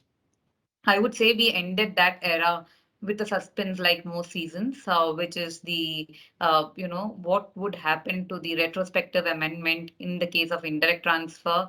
We had the Vodafone issue coming in 2009-10, and we also had the software issue, which was not settled during that decade.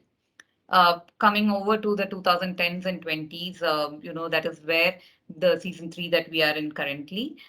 We have the amendment to the India-Mauritius Treaty that is being questioned. We also have the Supreme Court actually settling on the Vodafone issue as well as the software issue more recently. But what has also happened over a period of time is that the digital economy has spurred up so much that the issues that we are facing today and the conversation that we did end in the previous session around virtual digital assets and the taxation of cross-border transaction of e-commerce companies has become of utmost importance.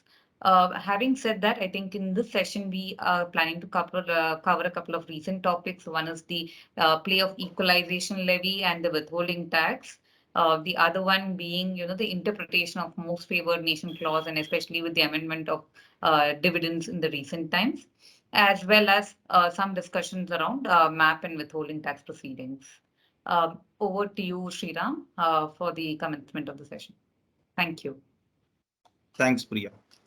So, like Priya said, we'll start with the equalization levy, which is very nascent. It's about 2 years since it's been notified. So, I think this question is for you, Padam sir. So the question is, what would be the scope of, the question is largely on the scope of online sale of goods or online provision of services.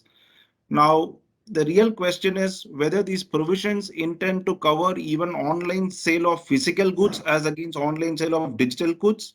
And similarly, in terms of services, if a service is booked online, but it is rendered offline, is equalization levy supposed to cover that as well? Morning, Sriram, and morning to all of the participants here. Thanks to BCIC and Tapti and Shekhar in particular for giving me this opportunity. This is a question on equalization levy, and I will therefore possibly lay down the background to this before I answer the question, because in understanding equalization levy, certain concepts are to be understood very carefully. When is equalization levy applicable? It applies when there is an e-commerce operator. That's extremely important. I have to be an e-commerce operator for equalization levy to be attractive. And who's an e-commerce operator? He's a person who owns, who operates, or who manages an electronic platform or a facility for online e-commerce supply or services. So unless I am an e-commerce operator, I will not be covered within the equalization levy. One more qualification is that this e-commerce operator has to be a non-resident. It cannot be a resident. The e-commerce operator means a non-resident who owns, operates, or manages. So anybody selling goods to you does not get covered by equalization levy unless you're able to satisfy the definition of an e-commerce operator. We'll have an occasion to refer to this in a little more detail as we go and examine a case study, real case study. This e-commerce operator should be involved in e-commerce supply or services. This e-commerce supply or services is the core for the levy of equalization tax. Who is this e-commerce What is this e-commerce supplier services? It refers to online activities. Online activities of sale of goods, online activities of supply of services, online facilitation of sale or supply. Now, the question that you're asking is concerning online sale of goods as also online sale of services. But let us therefore look into the online sale of services and understand the ramifications of that. We're talking about sale of goods. Sale of goods means what? It means transfer of title for a consideration, transfer of risk and reward for a consideration. If this were to happen online, only then you would have made a statement that this is covered by equalization levy, because e-commerce supplier services in its original form as introduced only referred to online sale of goods. So if the sale of goods was accomplished otherwise than by online, then it was possible to argue that this is not an online sale of goods. It may have been an online delivery of goods. It may have been an online payment for all of that matter concerned. But very strictly speaking, on a little interpretation of the wordings which make the mention about online sale of goods, unless the sale happened online, that means unless the transfer of property happened online, you wouldn't have come within the aspect of e-commerce supplier services. Now, this would have resulted in a number of transactions escaping equalization levy for the reason that I'd have had a sale offline, not online, and then accomplished the balance portion of the transaction online. What they've done, therefore, is introduced an explanation to e-commerce supplier services by making a statement that online e-commerce supplier services and online sale of goods would include even a part of a transaction for online sale of goods. Therefore, if you have a offer and an acceptance and a payment thereof and a delivery thereof, any of these components being done online will now come under the ambit of online sale of goods. Therefore, they're making a statement: an online acceptance of an offer for sale, an online placement of a purchase order, an online acceptance of a purchase order, an online payment. These are all constituents of an online sale transaction. It's actually constituent of a sale transaction. But if any of these constituents were to be performed online, then the law is now making a statement that this shall be regarded as online sale of goods. So the erstwhile understanding, when there was no explanation involved, saying that online sale means the transfer of title has to happen over the internet, that is now explained by saying no, any constituent of the online sale, if it were to happen electronically, then you will be covered within the ambit of equalization levy. So one thing important to note is, therefore, some transactions which are overall necessary for the completion of a sale, if they were to happen online, this will be covered within the online sale. I should get consideration for this online sale or supply. If I were to get consideration, I'm liable to pay tax or I'm liable to suffer this equalization levy. It's not a question of the payer concerning making a payment of withholding tax or equalization levy. It's the recipient, that's a non-resident operator, who will be required to discharge the equalization levy. When he gets consideration, he has to discharge equalization levy. And the question therefore arises, what do you mean by consideration? Now, we have to go back to the three instances that the law has laid down for e-commerce supplier services. They have said online sale of goods owned by the e-commerce operator, online provision of services provided by the e-commerce operator, online sale of goods or provision of services facilitated by an e-commerce operator. So I can therefore be a person who owns the goods and sells the good, or I may be a person who only facilitates the goods concern. Let's take an example, therefore, that I am in requirement of particular services. I therefore make an inquiry online. An e-commerce operator helps me to meet somebody else who will supply me those services or supply me those goods concerned. I make the payment to the person who has helped me secure this goods concern. He in turn makes a payment to the person who supplies goods. To put it differently, IBM manufactures computers. I place an order for an IBM with Amazon, who is a non-resident operator. Let us believe that we are looking at Amazon US, to whom I place an order. He is an e-commerce operator having a platform. I pay $100 to Amazon US. He retains $10 and pays $90 to IBM. Question that is happening now, and the question that Sriram is asking is, when I make a payment of $100, what Amazon is doing, it is not only those goods concerned, it's only facilitating the supply of computers to me. Therefore, technically, the consideration received by Amazon is only $10. Therefore, the question arises, should Amazon be liable to discharge equalization levy on only $10 or the entirety of $100 concerned? Now, if Amazon were to be called upon to levy or to discharge equalization levy only on $10 being its facilitation charges, then the question arises, what about the $90 that Amazon is making a payment to IBM? IBM also is a US company. Now, IBM being a US company, Amazon also being a US company, this transaction of passing $90 from Amazon to IBM will be a transaction between two non-residents concerned. These two non-resident transaction is outside the ambit of equalization levy.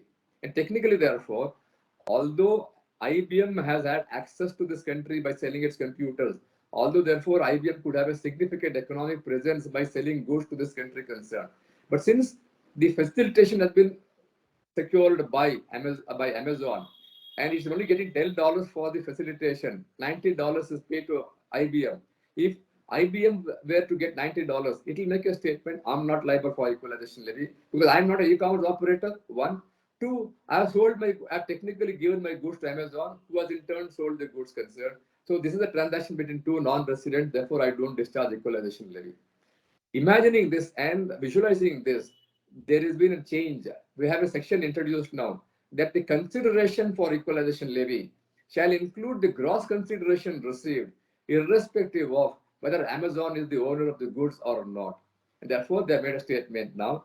In the example we are discussing, if I'm paying $100 to Amazon, it may have only $10 as a facilitation fee, but the law is saying no, irrespective of whether you own the goods or not, the entire gross consideration paid to Amazon will now be the subject matter of equalization levy, and therefore Amazon will be required to discharge equalization levy of 2% on the $100 fully.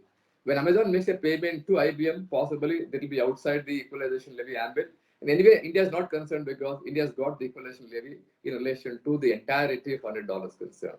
Therefore, going through a nutshell, this is extremely important for us to understand the contours and the segments of the e-commerce operator definition, e-commerce supply definition, online definition, and the consideration definition, and what constitutes the e-commerce sale or services. Dr. Sriram. Thank you, sir. That's given a lot. You've in a nutshell given clarity on the entire section, how it evolved, how it operates. It's always a pleasure to listen to you, sir. Now, Vandana ma'am, this is a question which probably to you. If in a e-commerce transaction, if there are more than one operators are involved, is every operator expected to pay equalization levy, or is only one the primary operator expected to pay equalization levy, and how should we look at this?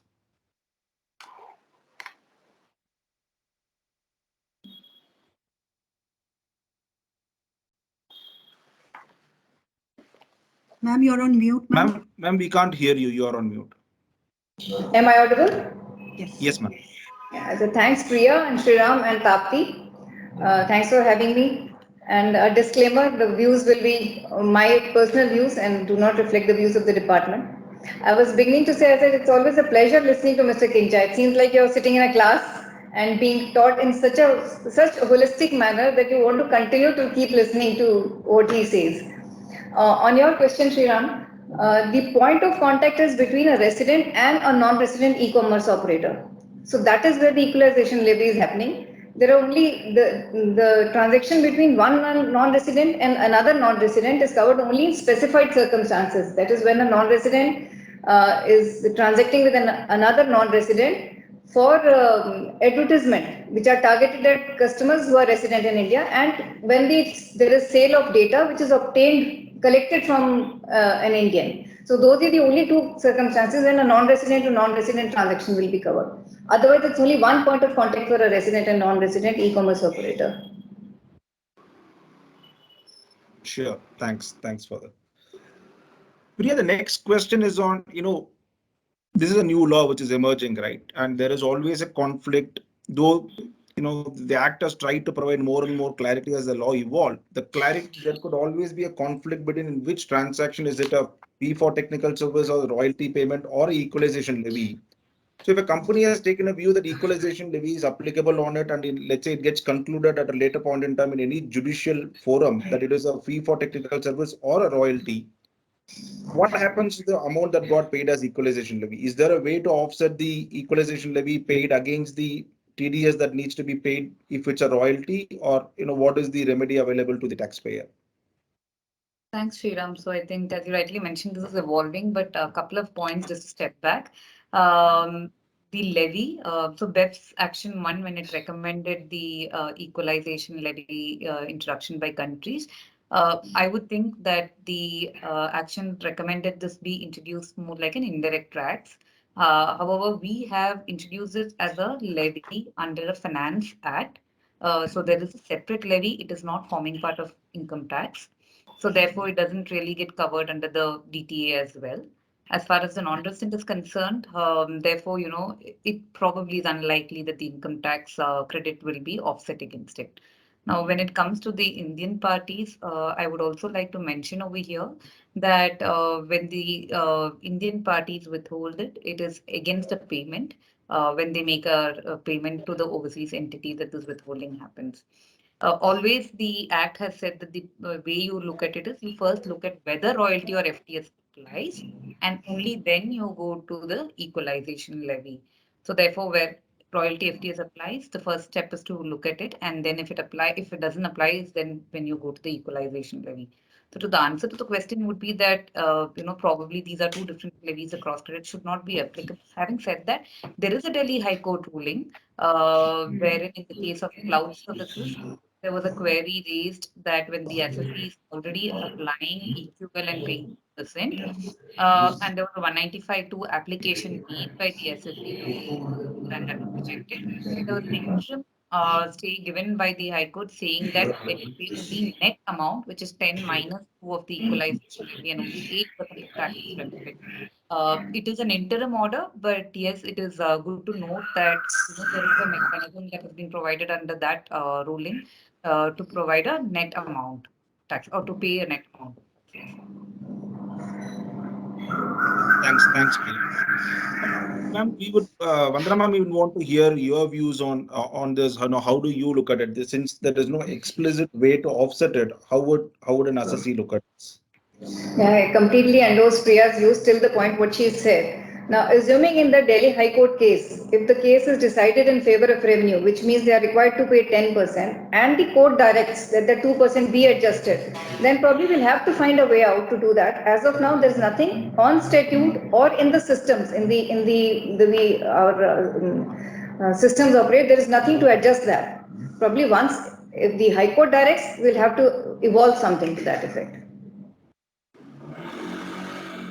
Got it. I mean, this is very helpful. So I think like I think we have covered a little bit about what we wanted to cover on the equalization levy. Moving on to the other topics of importance on the international TDS matter. So Arjun, this is probably a question to you. Where an order has been issued under Section 20 and 201 on TDS deduction for international payments. Do you think whether map access should be allowed in such cases? And if so, why do we think that map should be allowed in such cases? Thanks, Sriram. Good morning to everyone. I'm delighted to be part of the panel with some senior tax stalwarts like Vandana Madam, Padam Sir, whom we know for many years, and Priya also. Yes, coming to the point, MAP is one of the celebrated dispute resolution tool, as we know, and obviously Rule 44G does provide access to the Indian tax resident to access MAP for resolution of dispute, which is beyond the courts. And also at the same time, it also offers a resolution mechanism for the affiliate enterprise. I think your overseas affiliate enterprise also to file, a MAP application through the competent authority of the local jurisdiction. So it's a two-way process. As the Indian tax resident, if it is unhappy with any taxation which it believes that it is not according to the treaty, it can approach the Indian competent authority, and under Rule 44G, it can file Form 34F and do a MAP application.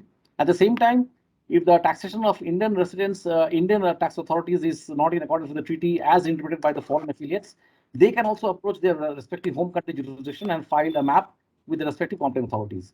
That's also permitted. So it's a two-way process, Sriram. But I have some other aspects to discuss also in these because a map originates with a 201 order. And in our practical exam experience, we have seen that when a 201 proceeding is initiated, I think there are other concurrent proceedings also which are initiated, which are very detrimental to an assessee. For example, a 48 disallowance proceedings which automatically gets triggered in a scrutiny assessment. And there is no way in which you can prevent that because both are concurrent proceedings. Similarly, there's a 148 proceedings also which is initiated by revenue on the foreign affiliate. So you'll have a firing of salvo from all the three angles. You have 201 proceedings and assessee being deemed as defaulter on the deductor. From the deductive perspective, you will have 148 proceedings being started and also 148 disallowance started in a scrutiny assessments. So this problem is quite unique because an assessee is caught in the trap of all these these three different angles of concurrent proceedings, and it causes enormous financial hardship. So MAP can actually come in as a big rescue to prevent this kind of financial hardship to an assessee. However, the technical challenge, my personal view is that 201 order is actually not an order on tax on income. So therefore, it's a order on compliance, TDS compliance, and assessee is deemed as default when he fails to make a TDS on 195 payments. So whether or not an assessee, an Indian resident tax assessee, can access MAP for a TDS order initiated against it under 201 is a legal question that is open, and I would request Vandana Madam and Padam sir to share a few thoughts. In addition to that, I think there are other aspects also. For example, often what we find is that MAP, some of the treaties has a protocol which actually facilitates suspension of collection of demands in a 201 proceedings or a MAP proceedings by furnishing a bank guarantee. Now, that is not available as part of protocol in all the treaties, whereas UK and US and the larger treaties does provide such suspension of collection of demand through BG or bank guarantees. It would be really worthwhile and helpful to the assessees and industry if similar protocols are actually made part of treaties through bilateral negotiation or through MLI in most of the other treaties as well. So that at least the cash aspects of the hardship is really, because the amount of demands are quite humongous on 201 orders. And therefore, if you have to access MAP and if there is no corresponding benefit of suspension of demand, it really causes a big strain on the P&L and the cash flow on the balance sheet of the companies. So my request would be at the point that this facility of suspension of demand should be extended to almost all the treaties rather than selective treaties. So that's in all my view on the access of MAP in a case of dispute resolution under 195.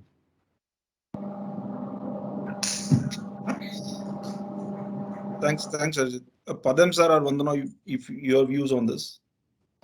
My experience in as CIT International has been that in one case there was a 201 order and 148 proceedings had been initiated but not concluded.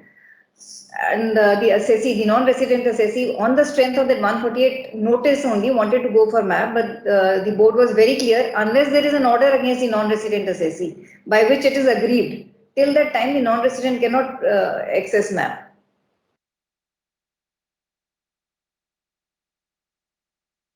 It has to be a tax in accordance with the convention. Now, is a non-resident getting exposed to a tax in India by virtue of his withholding obligations concerned? And therefore, can the non-resident say this withholding obligation imposed on the Indian party is tantamounting to a levy of tax not in accordance with the convention? Because the non-resident is making a statement, I'm not liable to be visited with a tax in India jurisdiction at all. Therefore, larger question arises, or a deeper question arises, that is a 201 order tantamounting to a statement that the non-resident is exposed to a tax liability in India, and therefore the non-resident, can you say that this is a assessment or a levy of tax not in accordance with the convention, therefore should enable him to invoke the MAP procedure? That's the larger philosophical issue.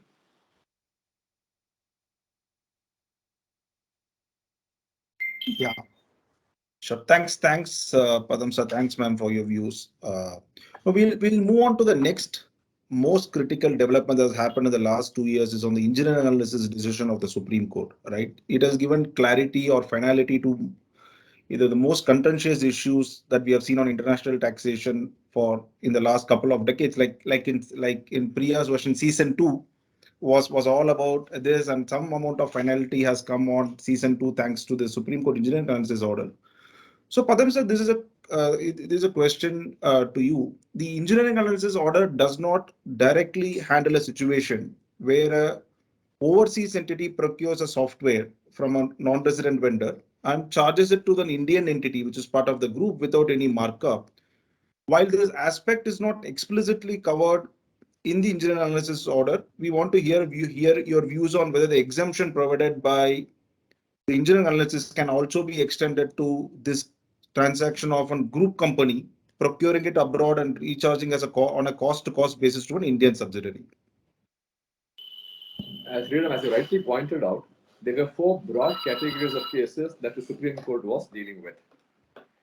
And if you are making a statement that these 4 categories did not explicitly deal with the case of an overseas entity securing these licenses and cross-charging India on the basis of number of licenses pushed down to the Indian entity, one possibly could make a reference to the 3rd category of case that the Supreme Court analyzed, where it was the case of an overseas distributor securing the licenses and giving it to Indian party.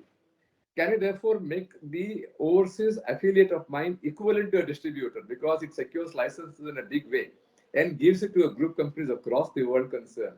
Effectively, it is performing the role of a distributor, falling within segment 3 or category 3 of the Supreme Court decision. This is one view of the matter. The other view of the matter would be that Supreme Court was not confined itself to 1, 2, 3, 4 categories. It laid down the law itself. Laid down the law as applicable to withholding tax on software transactions per se. Therefore, the question Supreme Court analyzed was larger context of the definition of royalty as given under the Income Tax Act and as given under the treaty concern. This was to be important to be noted, transaction and an analysis referable to the law as prevalent in assessment year 0102 and 0203. And the department did try and make a mention that explanation 4 has been added into the statute with retrospective effect that should be taken into account. Supreme Court brushed aside this argument to say no, for the reason that it would amount to impossible in the performance of tedious obligations concerned. As a result of it, therefore, Supreme Court said, in the current context in relation to the law that was then prevalent, this will not be applicable.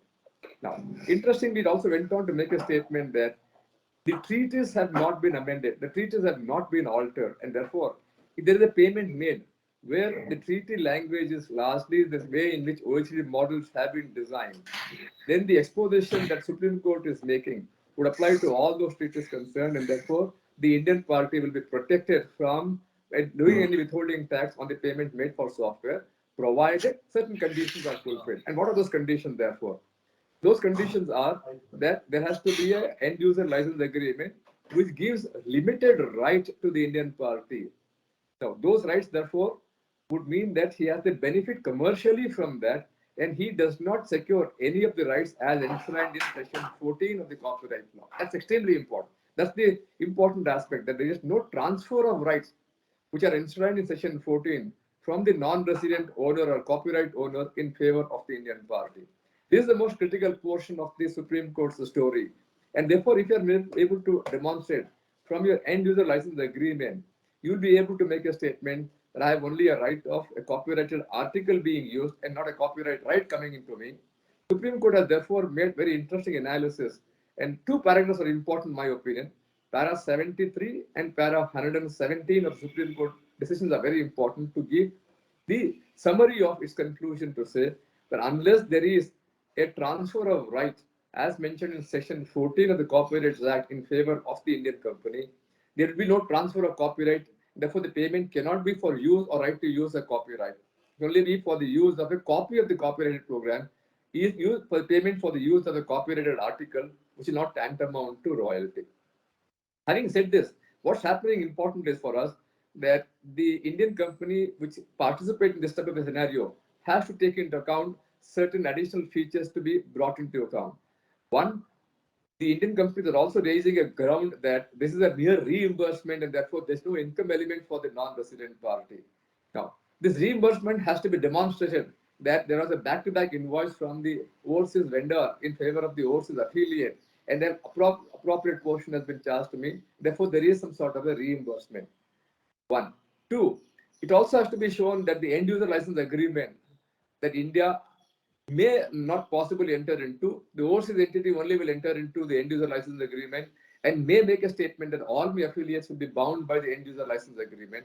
Indian companies should have an access to the end user license agreement to demonstrate that none of the affiliates across the world have secured any interest in the copyright as has been outlined by the Supreme Court in the decision concerned. And therefore, that's very important. Having satisfied these, then in my opinion, what you're going to make a payment for is not towards royalty, not towards copyright. Therefore, we will not partake of the nature of royalty to fall either in Article 12 of the treaty or under 916 of the treaty concern, or 916 of the Act concern.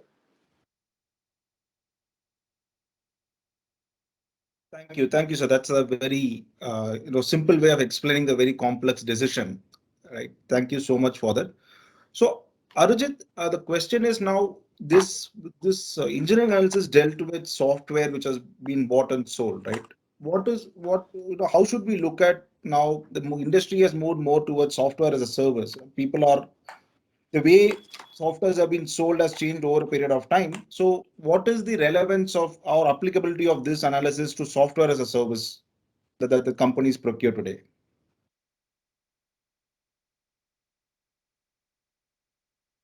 Arjit, I think you're on mute. I'm sorry, yeah. So the software as a service is basically a part of a basket of service that the IT industry generally offers. So one is basically what we call the platform as a service or PaaS, and the other is the infrastructure as a service, and the third one is SaaS. Now, in a typical SaaS contract, what we find is that there's a non-transferable or non-exclusive and a non-assignable rights granted by a foreign license holder who has license to a software, who has the source code with him, to the end user. So it's merely, as Padam sir said, it's a usage rights, very limited usage rights without any right to transfer, sublicense, or assign, or even revoke, to use a copyright article rather than having a right in the copyright itself. We don't have any rights to modify or have access to source code. So that's a typical vanilla SaaS contract.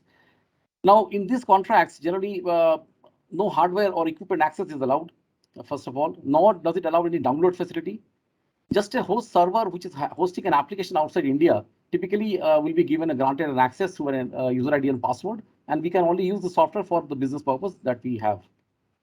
Given this scenario, it is difficult to imagine that how it can be a royalty, first of all, because the definition of royalty under the treaty is different, because it says it has to be an use of a copyright. And as Padam sir explained, and the Supreme Court decision explains, use of a copyright is distinct from use of a copyright article. And in this case, SaaS contracts are not use of a copyright because there's no access rights granted at all.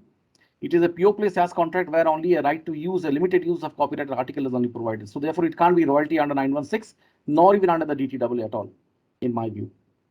So the question arises, can it then come under 917 under the Act read with the treaty as FTS?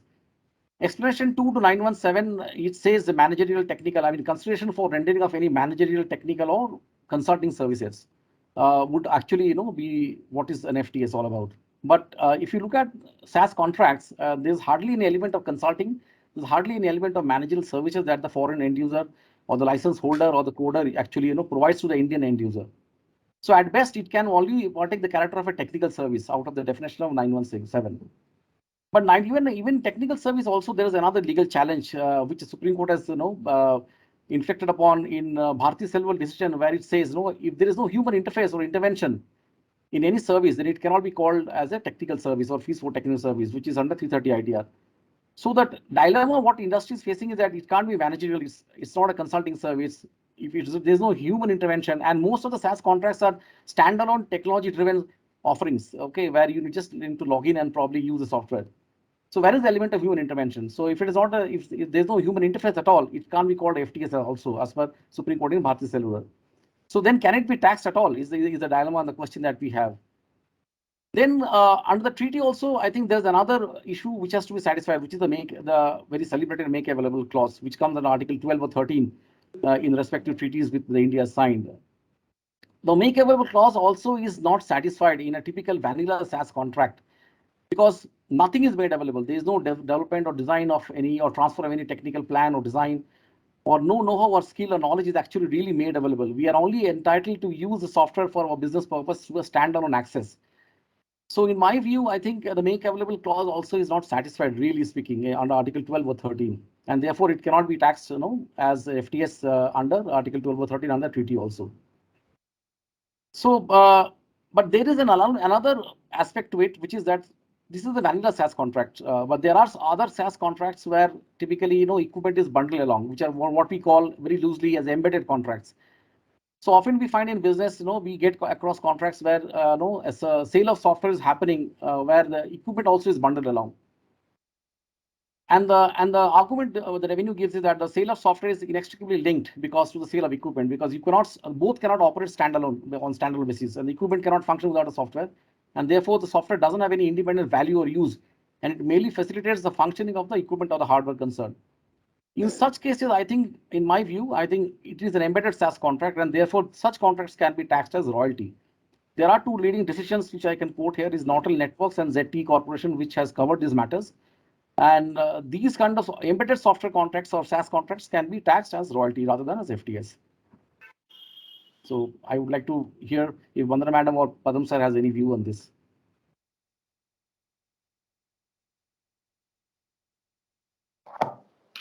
All of what Mr. Ganguly says makes sense, and which is why from Bangalore we have not had any SaaS cases, probably keeping it like a mother-in-law in the true sense of SaaS.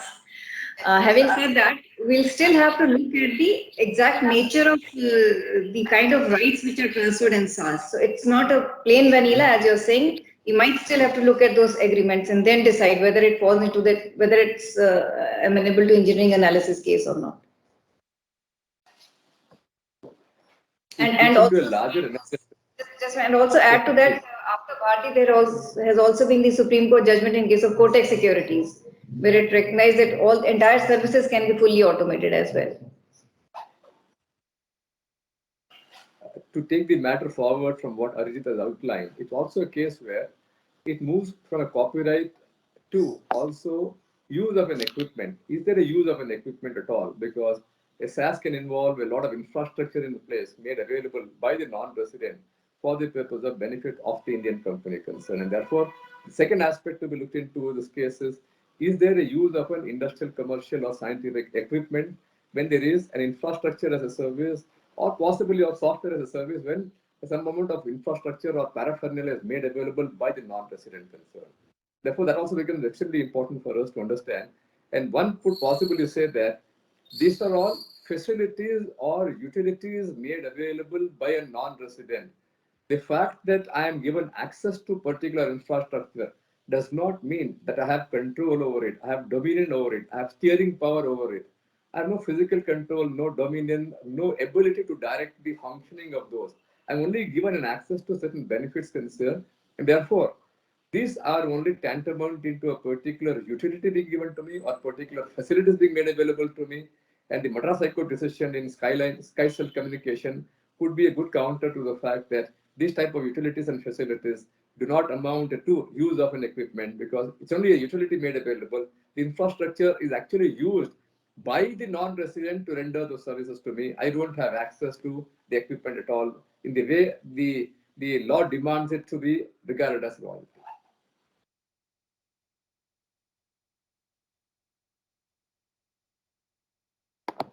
On that aspect, we still have Karnataka High Court pending in case of Vodafone, whether it's equipment royalty or not, and whether there is use by the person who's making the payment, or it stays in the ownership of the person who's supplying the equipment. So as of now, of course, SkyCell is there, but this Karnataka High Court is pending. I just want to get into technical analysis, Nokia networks, New Skies, which have all been approved indirectly by the Supreme Court now in engineering analysis case.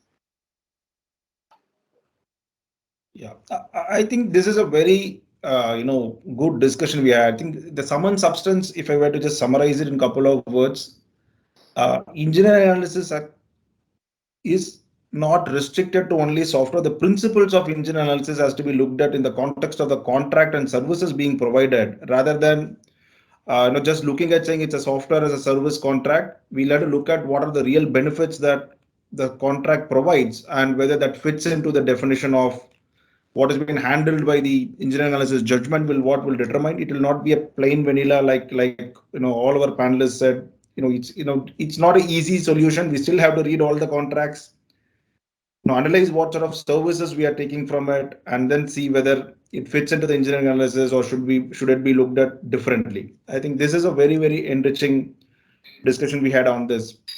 So Padam says just one more point on the engineering analysis. The engineering analysis, the Supreme Court has looked at the OECD principles to come to sort of a conclusion on what is royalty and what is not royalty. So typically, traditionally we have seen that at the tax authority level, the weightage to OECD generally is not given because India is not an OECD member.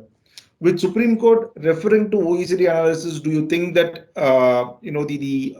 should we start giving more weightage to the OECD analysis based on the Supreme Court judgment, as not only on this aspect but generally on how should we look at OECD principles or guidelines in the context of the engineering analysis? Can I take this question?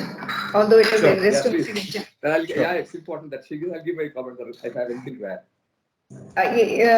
Unfortunately, the observations the Honorable Supreme Court made in the engineering analysis judgment regarding as to what department said pertaining to the applicability of OECD to the interpretation value, it was never said so. Our council never made a statement of that kind. In fact, in cases like e-funds and Formula One, there has been a heavy reliance on the OECD commentary. Those judgments came in favor of revenue. There was no objection. It was never that we never relied on or never referred to those commentaries. Our only point, the strong point that we have made and also repeated that in a review petition also. If you are a member of OECD country and you do not agree with the text of the article, then you put your reservations. And still, if you are an OECD country and you do not agree with the interpretation of that article, you put your observations. Same way, if you are a non-OECD country and you do not agree with the text, you put your position. If you do not agree with the interpretation, you put your position. In case of royalty, India has put, though not strongly worded, but it has put its position as to interpretation of royalty. And if you go through the introductory part of the OECD commentary, it gives that kind of a leeway to interpret the commentary in the way the country has put its position. I'll just read out that part. It says observations on the commentaries have sometimes been inserted at the request of member countries that are unable to concur in the interpretation given in the commentary on the article concerned. These observations thus do not express any disagreement with the text of the convention, but usefully indicate the way in which those countries will apply the provisions of the article in question. Since the observations are related to interpretation of the articles given in the commentaries, no observation is needed to indicate a country's wish to modify the wordings of an alternative or additional provision. So where the Supreme Court says that that India has not renegotiated the bilateral treaties to modify the text, that was not required. Because the position that we have put is in the fourth category. We are only disagreeing with the interpretation. We are not disagreeing with the text at all.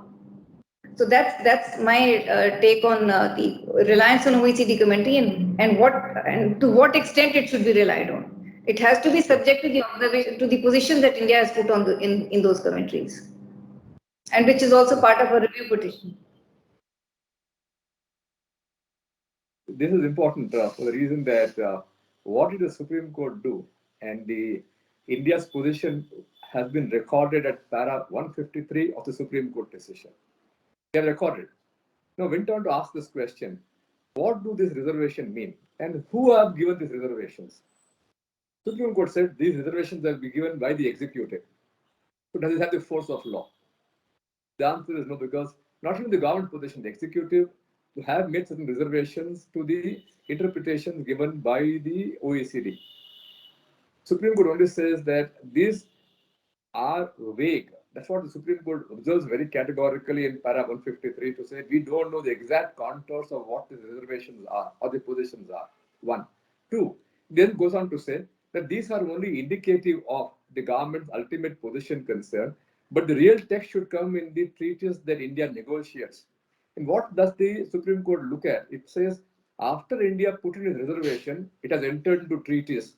It has entered into a treaty with Morocco, which has the same language as entered into prior to the reservations. And therefore, in the exact execution of a treaty, India has not carried into effect to say, I would like to carry out these changes in my treaty concern. So therefore, Supreme Court says, yeah, your actual conduct is belying your actual the positions you have mentioned in the OECD parliamentary concern. One. Two, it also makes a reference to the changes brought about by India to the India-Singapore Treaty, India-Mauritius Treaty. You've gone ahead and changed so many things. Why didn't you change the royalty clause to include your reservations there? That's what the Supreme Court makes an observation about and says that, look here, these are amendments post their positioning being explicitly made out. But nevertheless, when you carry out the amendments to the treaty with Singapore or Mauritius, you have not carried out these amendments. Therefore, they only indicate that these are the position that India would like to adopt when a treaty is going to be negotiated tomorrow. And therefore, don't be surprised if I were to insert a particular clause in the treaty. What's ultimately required is that this language should find an explicit mention in the actual treaty concern. If it doesn't make a mention, these observations are only giving some sort of a warning. They are necessarily not binding in the interpretation because ultimately the language of the treaty will come into the picture concern, and that's going to be more important. Therefore, what Vandana Ma'am is saying is fine, absolutely. But then Supreme Court has looked into certain examples post the positions that we having been given by India and then said that these are belying the exact intention of the government concerned. They should have carried out with conviction these intentions in actual treaty negotiation. These are not happening. Therefore, we are only looking at these comments being some comments by the executive, not necessarily binding on the interpretation that we are going to place on the language of the treaty.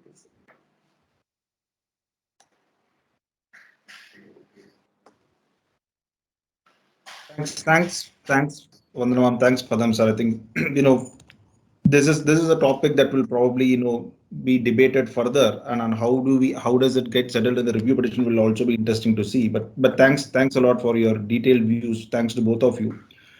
Now moving on to the other interesting thing that's happening is on the MFN clauses in the treaties, right? So we have seen the CBDT circular, specifically stating that MFN benefit will be applicable only if separate notification is issued by India or with respect to a particular treaty. So Priya, this question is probably to you. Do you think it's a right position to take on all the treaties, especially the ones which do not need specific notifications? Sure. Thank you, Sriram. So I think just to step back a bit, the position around most favored nation clause, typically, we look at it for dividend interest fees for technical services royalty. And, the dividend was less used in the past because of the DDT provisions.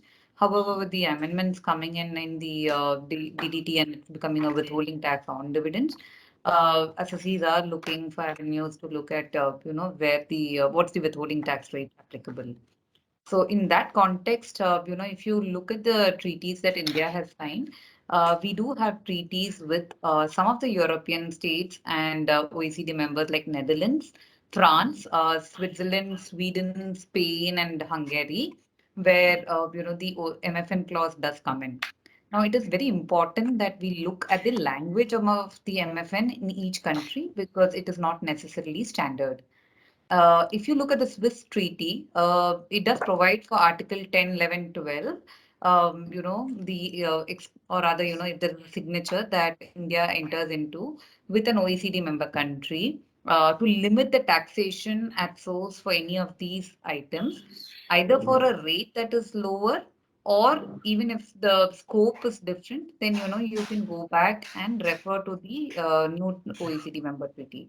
Now, the Swiss treaty has a specific additional para, which interestingly only talks about Article 12 for royalties and FTS, which says if after the date of signature of the amending the protocol, India under any convention, agreement or protocol with a third state, which is a member of the OECD, restricts the scope in respect of royalties or FTS than the scope of items provided for Article 12, then Switzerland and India shall enter into negotiations without undue delay in order to provide the same treatment. However, when you look at the Netherlands treaty, it purely limits it, saying that it can be applied. Now, what happens is that of late, with the dividend rate being, lower in an India-Slovenia treaty, the withholding rate is about 5%. SSEs have looked at, whether you can draw reference from that treaty and apply, especially in the case where you have a holding company in Netherlands or in France, because those treaties do not explicitly require you to even enter into a renegotiation. So the CBDT has issued a circular which states that unilateral decrees are not binding, and therefore, unless it's renegotiated, it wouldn't accept review. I would think, in my personal view, that is perhaps in the case of Netherlands and France, it may not be right to wait for another amendment to come in, but rather rely on the existing provisions and go ahead and apply the beneficial rate. We also had the Delhi High Court rule in the case of Concentrix, and one another ruling where it was held that the treaty benefits should be awarded because there is no requirement for renegotiation. And even in the Swiss treaty, if you see, it only talks of Article 12, not of 10. That's my view. I think Padam sir and Vandana ma'am are here, and Arjit, of course. Would be good to hear views from more senior panel members.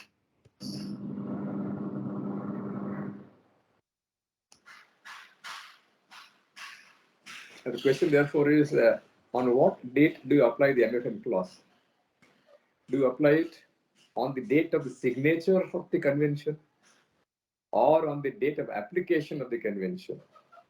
Because in these two cases, where Netherlands and other countries, we refer to Slovenia, we refer to Colombia, and we refer to one more country, that these had a lower rate of TDS on dividend at 5%. Colombia also, third country was Colombia. And The question, therefore, was Lithuania, Lithuania also. And they were, at the time India entered into a treaty with them, that 5%. They got admitted into OECD about 6 years after the treaty entered into force. The question, therefore, is when India and Netherlands had this issue concerned, at what rate should TDS be done? Whether it should be 10% as mentioned in the treaty or 5% taking the MFN clause. The department contention was, look here, they became members of the OECD much later. On the date India entered into a treaty with Netherlands, these countries were not members of OECD. They were admitted much later on. And therefore, you cannot take advantage of those rates to incorporate them into the treaty concern. Now, interestingly, the Delhi High Court relied upon a circular issued by Netherlands and a clarification issued by Netherlands to say that the concessional rate as applicable in the three treaties of 5% should be imported into Netherlands also.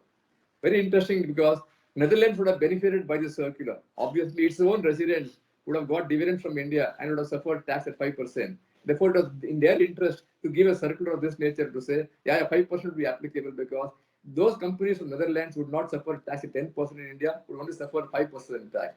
So it was in their interest to give this circulars. But rightly or wrongly, the Delhi High Court said, what is required is a common interpretation. There has to be some commonality of interpretation across all jurisdictions concerned. And therefore, if one government gives some sort of a clarification, if one government gives some sort of a verdict, or a court gives a verdict, the commonality of interpretation should mean that the same view should prevail in the other contracting state also. Therefore, the Delhi High Court was influenced by the aspect of commonality of interpretation, relying on the circular given by the Netherlands authorities. They also went into the statement of whether the third country is a member of the OECD. Therefore, the word is became a matter of good amount of discussion. What is the exact significance of the word is? It went into a number of discussions on this matter, whether it is a heterological meaning or ontological meaning, and went on into it and then said, on the date you apply the treaty, you are going to be looking at whether an MFN clause applies and give the benefit of that. Now, what is interesting also in the board circular is the last paragraph, paragraph 6 of the board circular says that if there is any decision available in favor of the taxpayer, then that decision shall prevail for such taxpayer. Now, the board's clarification in the last paragraph is saying that a judicial decision would apply only to that taxpayer. Now, but there is an admission indirectly by the board that our interpretation is subject to a court decision. If there is a court decision available, that decision should apply to that taxpayer concerned. But the larger issue is that there is a court decision that will override the CBD circular. We have Delhi High Court decision. We have a number of tribunal decisions thereafter, which says that a court decision, High Court decision particularly, will override the CBD circular, and to that extent, therefore, These board circulars are not binding on the SSC, and they can rely upon the High Court decision. Courts have also said between a board circular and a High Court decision, the High Court decision shall prevail. And the High Court decision today says that the word is mandatory. It is going to be the way in which you are going to look at the interpretation. And if there is a clause available for the benefit of the country concerned, we will give you the benefit of that MFN clause to the treaty that we are examining.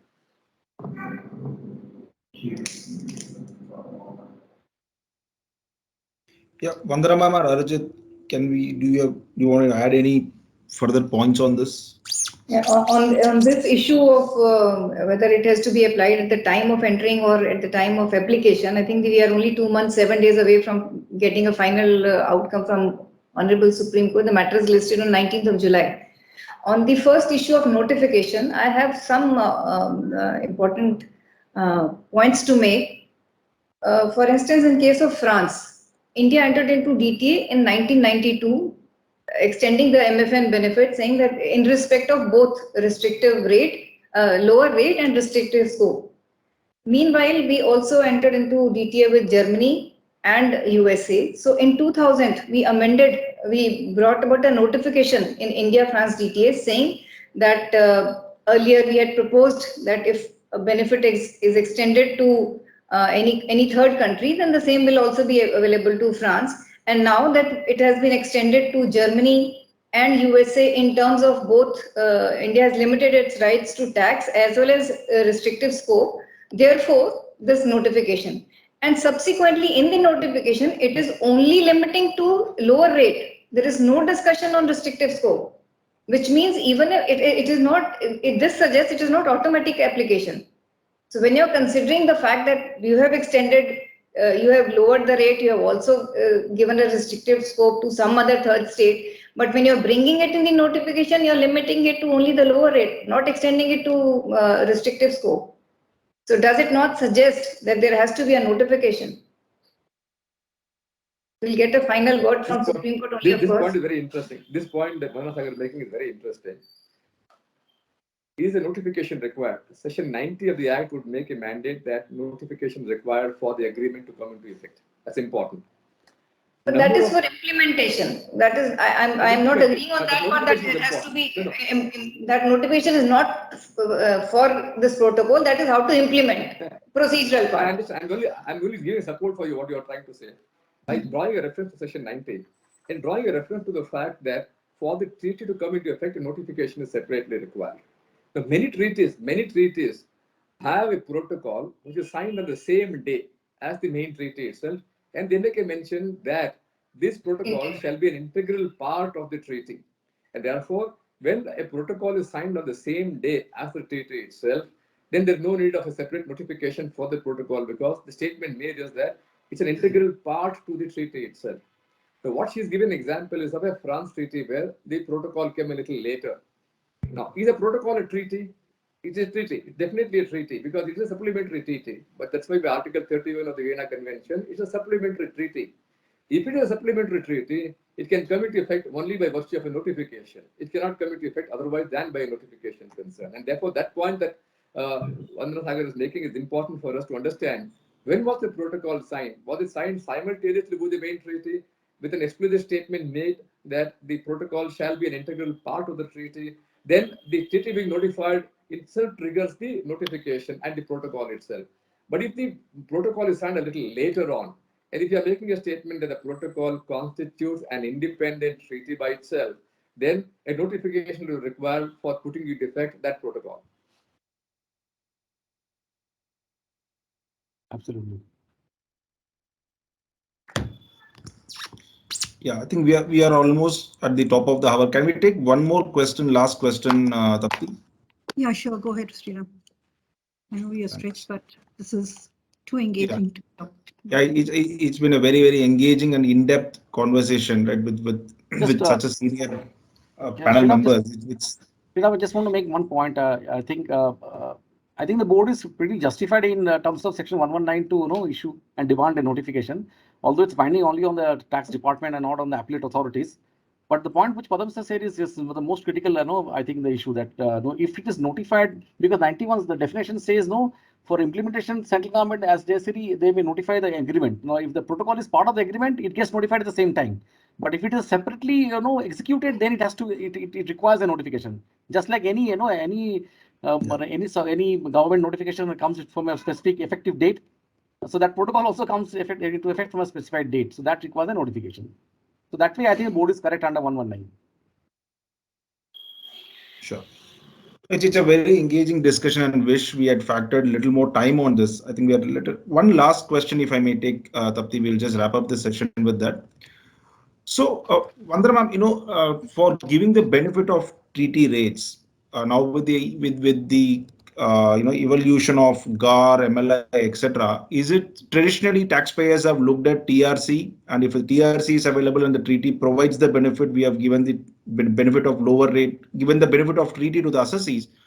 But with all this, evolution of GAR, MLI, should is the taxpayer expected to also do a GAR analysis before giving the treaty benefit, or can we continue to rely only on the TRCs to give the benefits of the lower rates?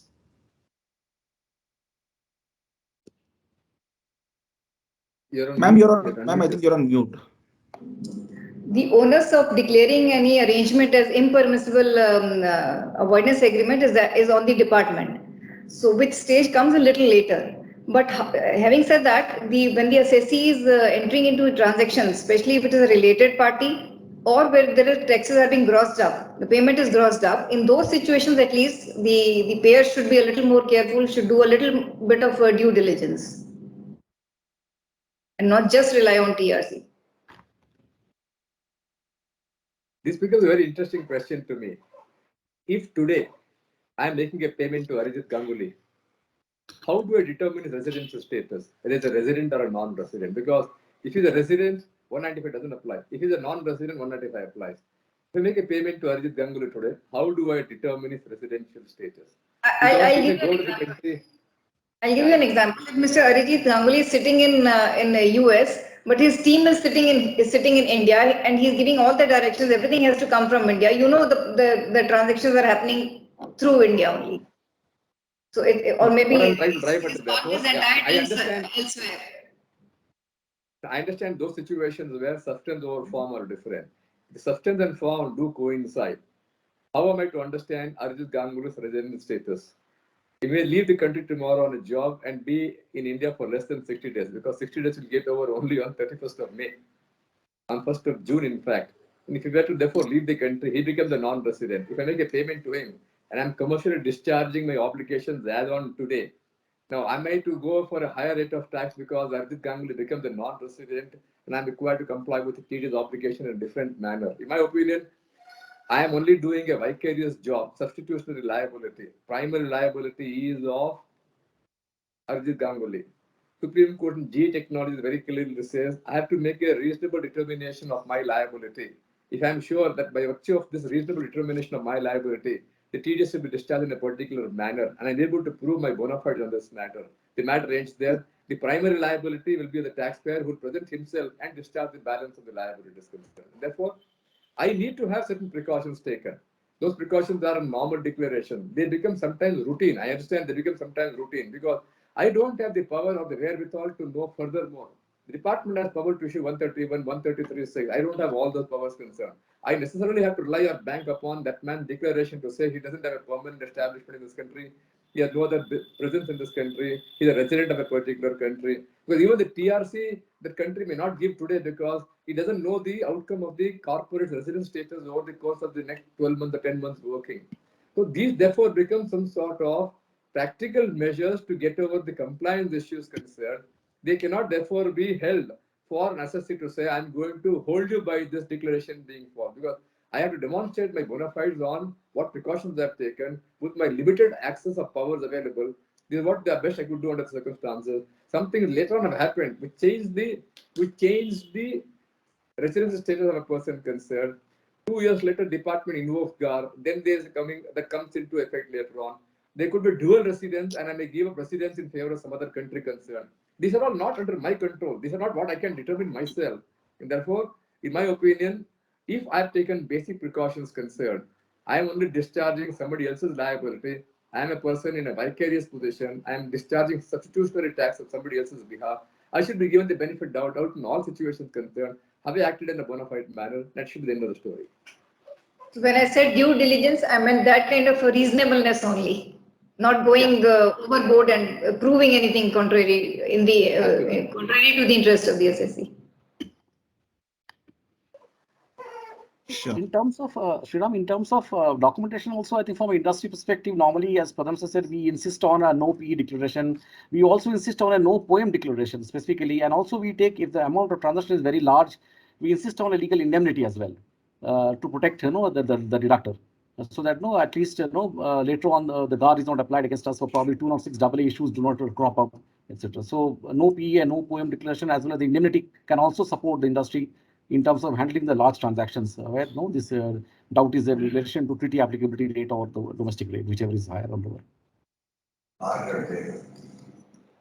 Sure. Thanks. That's pretty practical way of how we can sort of protect ourselves on making such large payments at least. Yeah. So I think I know we have gone a little ahead of the planned time, but this has been such an engaging conversation. Thank you, Padam sir. It's always lovely to listen to your views and the way you articulate it. Thanks a lot, Vandana ma'am. You've been a constant supporter to us in all our conferences in BCIC. Thanks for your continued support. And Arujit, again, thanks a lot for taking your time out. We're almost 30 minutes ahead of time, over time. Thanks a lot for your time, and Priya, a special thanks to you for putting together all the questions and trying to make this session as meaningful as it has turned out to be. And thanks everyone in the panel. Back to you, Tapti. Thank you so much. If I may add, Vandana ma'am, bringing humor into a serious discussions such as this, I've got to remember the mother-in-law point for a long time. But thank you so much. Yeah. Thanks, Sriram. Thanks a lot. Wonderful. So that was seriously an engaging discussion on TDS for international tax and domestic tax. The fact remains that the procedures and processes that drive it need to be clear for the implementation to be smooth.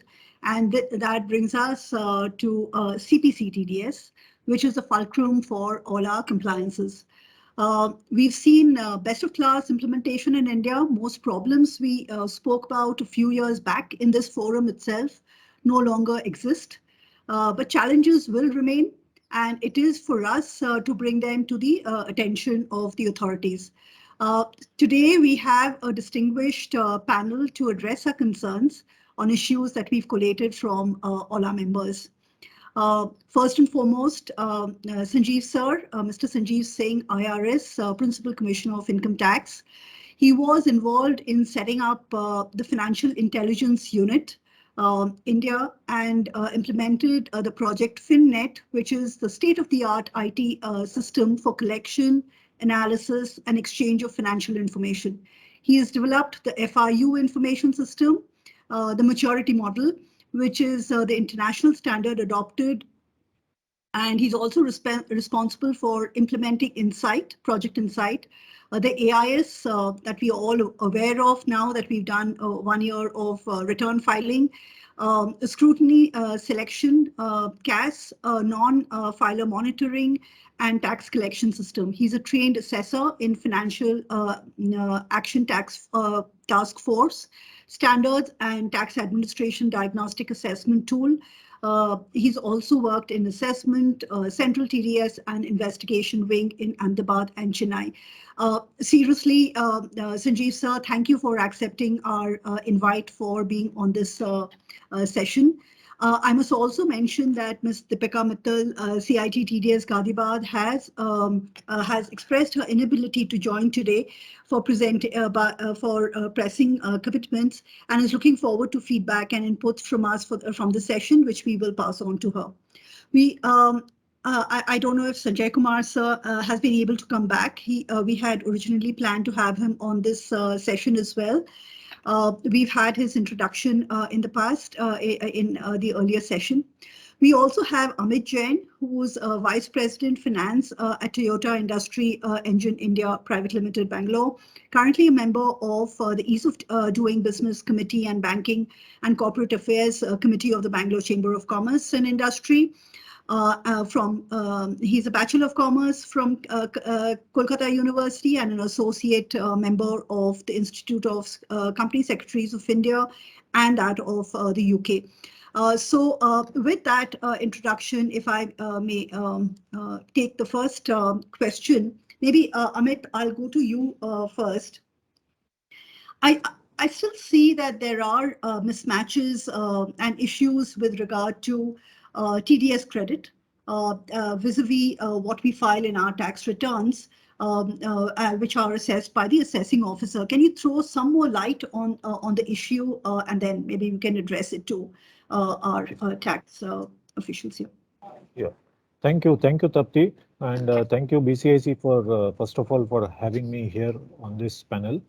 So before I get into the question which you asked, I would just take a few minutes, 1 minute or so, just to talk about CPC TDS.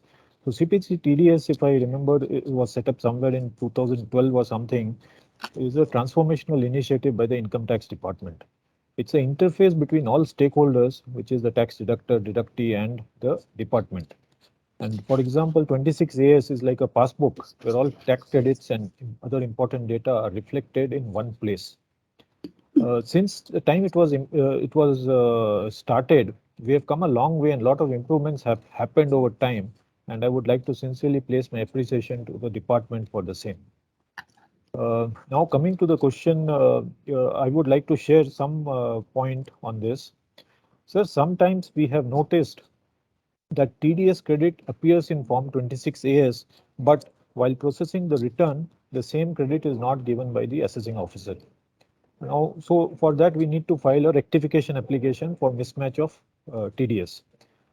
We believe and understand that assessing officer is not able to give credit for the entire TDS, even though it is reflecting in Form 26AS, mainly because he says that CPC TDS has not possibly posted the entire TDS data in the concerned PAN in the system. Hence, he is unable to give credit. So maybe there is some time lag or there is some system related issues in the data being pushed to the PAN in the system. Can we have a solution so that real-time data is updated and we can avoid these kind of inconveniences to the assessees?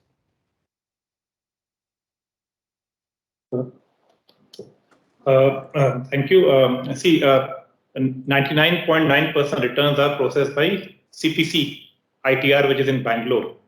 So yes. AOs are only handling the exceptional cases. That is number one. So in case the entire model of both CPC, their interface is an end-of-day interface, which means all credits generated by CPC TDS when they process the TDS statement and 26AS is pushed to CPC ITR on a daily basis, and they are considered while processing. In case sometimes it happens that the credit is not given because of some data not being pushed properly to.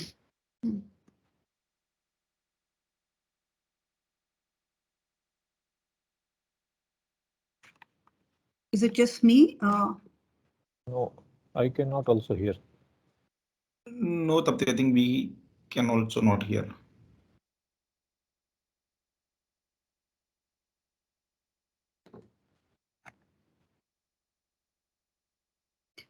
We lost you there, Sanjeev sir. Sorry, if you could repeat that. So if the credit is not given while processing CPC ITR, the processing can be redone by putting a 154 application. It's also handled spontaneously on their own proactively. In case of an income tax department AO, suppose they are processing the data from CPC TDS is pushed to them within 2 days. This is what has been told. I've had a talk with CPC TDS. But if you have any instance where the delay is more, and which means there's a gap and the data is not available to the AO, that will take up and we'll find out the gap. But I'll just ask, what kind of scenario you're talking about, current year or earlier years where such credit is required? Because current years are all handled by CPC ITR, I believe. It's for the previous years, sir. No, what for? For earlier years, like 3-4 years back was. Yeah. Okay. Just give us some sample case. We'll communicate. We'll provide Sure. the details. Yes. Maybe the next question that is more to get some clarity on how interest is getting calculated in case of a delay in deduction of taxes and payment of the taxes withheld. Just to be a little more explicit, maybe.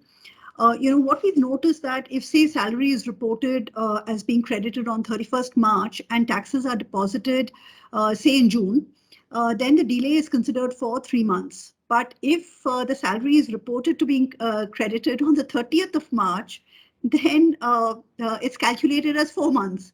So that's there in the system that needs to be corrected there? No, actually, see, the entire implementation is based on the definition of a month, a calendar month wise. It's based on the general clause definition. And it is this anomaly which is there, which looks apparent. But this matter has been raised with TPL. And again, I'll follow up. This matter has been there. I've joined systems in 2012. Since then, I was aware of this issue because I was not handling it directly. But during discussion, we realized that if you follow the general clauses technically, such kind of anomaly would come. It still persists. There's something I'll again remind them to clarify on this. And suppose we can change, that would be nice. Thank you. One more thing, CPC is following this procedure even for refunds consistently for both, for charging interest as well as for giving refund. So there is no discrimination as far as application of calendar month is concerned.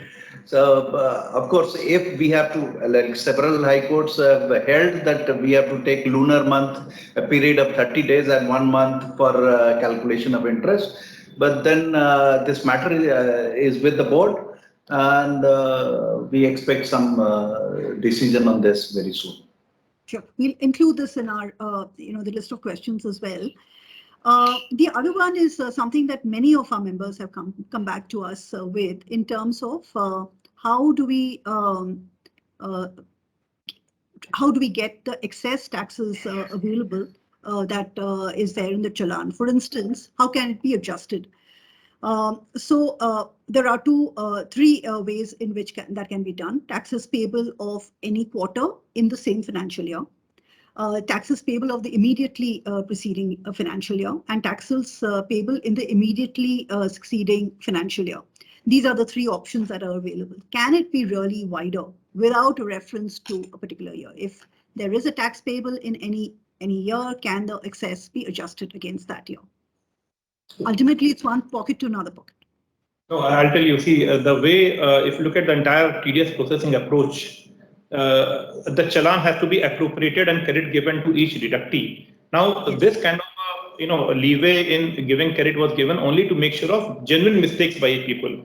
And the problem in not putting a limit to the time frame is that there are so many unconsumed challans which are there in the system. So there's a very large chance of the fraud being committed, where any deductor, if it comes to know of an earlier challan which has not been consumed, or statement has not been filed, can again file a statement using the old challan. So from a risk perspective, we believe that 1 year ahead and 1 year later is a normal mistake what people can do. I mean, you can mistake only 1 year. You can't be going back 2-3 years and claiming a challan. So from a risk perspective, we have tried to block it because we see huge risk here in this claiming of challan for giving a wrong credit to a deductee. It still exists. A lot of frauds still happen.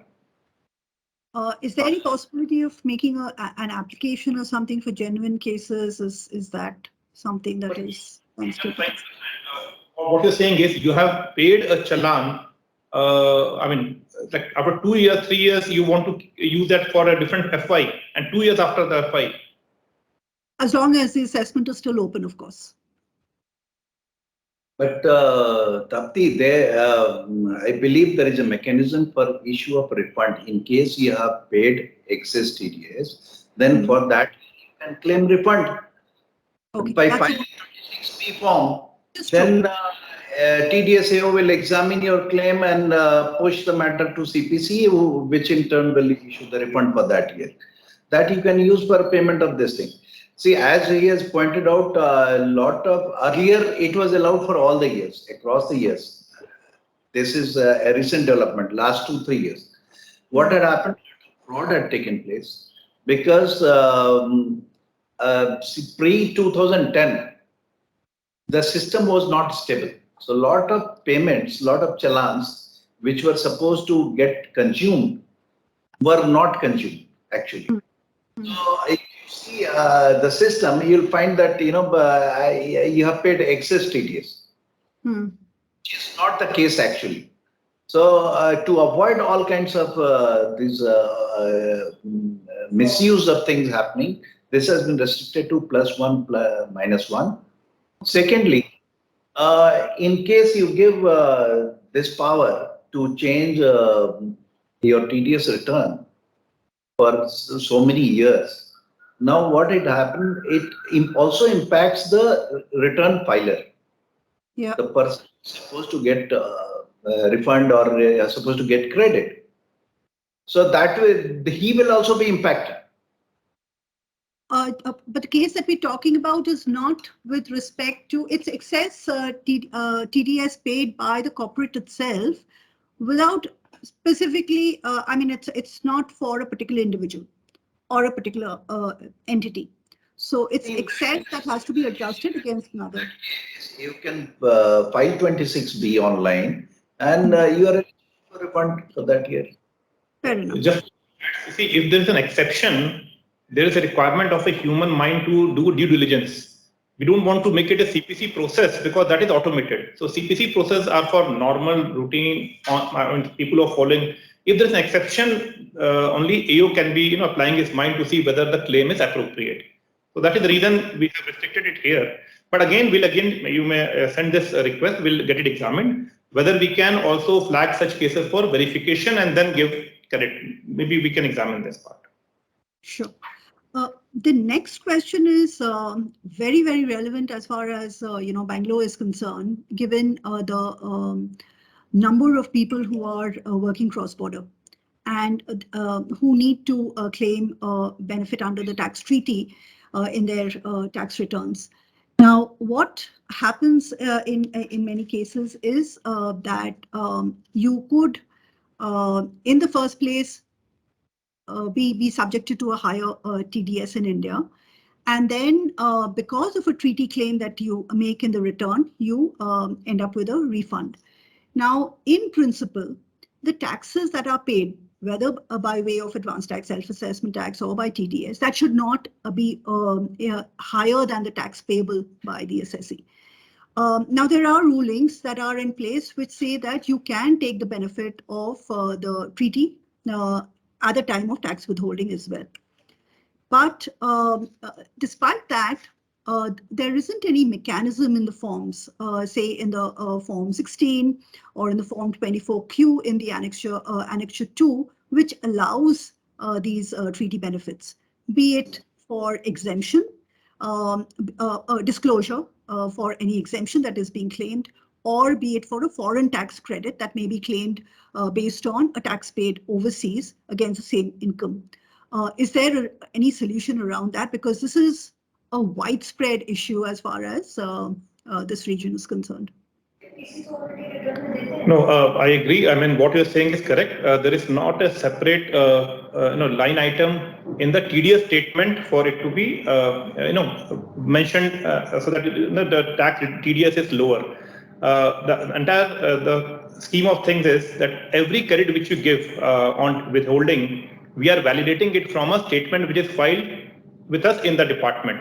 Now, FTC is one thing where we have no clue in system as to whether this tax was, paid by the person, and we can give credit. So as of now, we believe that when the taxpayer claims this in the return, and this is a separate claim when he makes, that is also examined by applying a due diligence mechanism. Of course, what you said is, since TDS deducted is higher, he's claiming a refund. And these refunds where this amount is larger or it is substantive or the credit is more, we give it for some kind of verification due diligence by the assessing officer. It is not something which is a very efficient way of handling things. We had discussed this in OECD also, that whether we can get this data. But what you have told also is, I think, a feasible solution where we put this responsibility on the employer to validate. Exactly. Exactly. Yes, we can think about this. We can make a request. We can use this information for risk assessment, where employer himself has given FTC after validation, but then we have to come out with a very clear obligation of the employer as a deductor, what they should do and what we should not do. From a practical perspective, what employers in certain cases do is, because there isn't any specific place where you can include this information of foreign tax credit, the line item for section 89 is considered. But anyway, that's a practical thing. It'll be better if we have a specific provision in 24.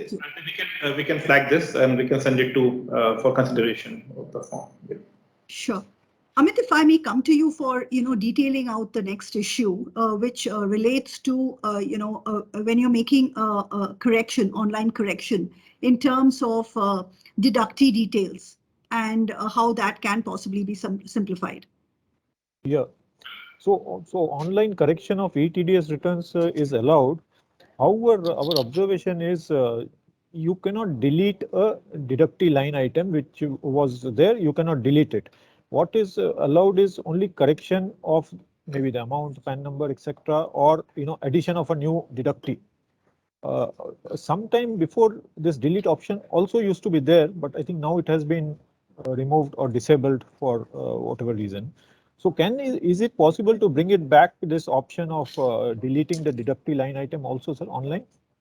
I mean, it doesn't, whether it not serve the purpose, if you make the amount as 0, you want that PAN to be removed. Yeah, I mean, that is one way of doing it, making amount 0. Yes. Make it nil, no? Make it 0. Yeah, yeah. So at least, it will, that employees' details will be logged in. That in case any verification is to be done, that so I mean, the amount will not be used because even the income side will not be used 0. But anyway, I had a discussion with CPC TDS yesterday about what are the issues. They say deletion is possible, but what you say is probably they meant by putting the 0 and maybe the record still persists in the system. But I'll find out and let you know. Thank you. But meanwhile, you can put 0 and that should suffice, no? Okay. Yeah, that will suffice. Yes. Rather than doing an offline one. Yeah. Yeah. Yeah. The other is in the case of the TAN itself.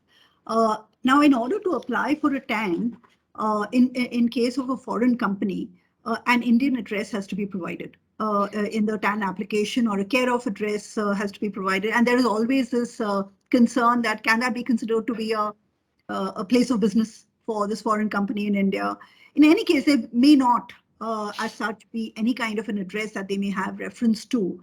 So, in certain cases, for instance, a foreign company may have sent some of their employees to work in India. There could be a requirement to deduct tax at source for the payments that are being made for them.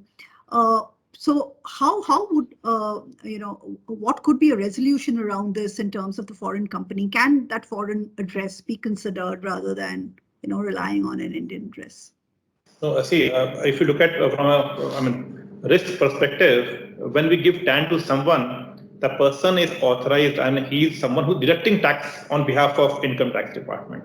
So you just imagine, you have an agent and you don't have an Indian address. So it would be very, very different from a PAN perspective, because TAN is deducting and supposed to deposit. So maybe that's the reason Indian address is insisted upon.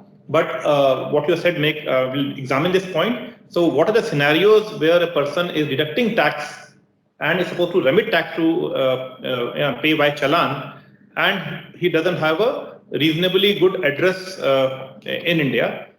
Please give this. I'll get it examined, because there would be more implications to this. Yes. Yeah, because see, if it's a foreign address, he is given a TAN, he deducts tax and doesn't pay.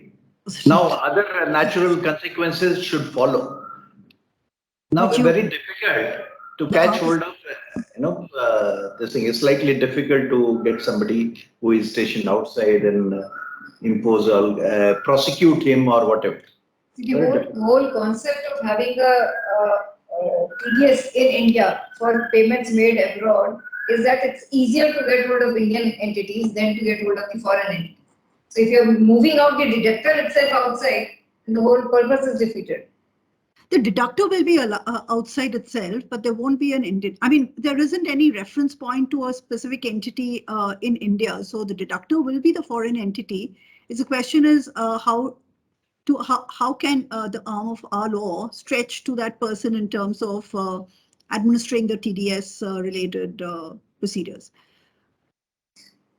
It is a foreign company that will have to deduct tax at source. Yeah.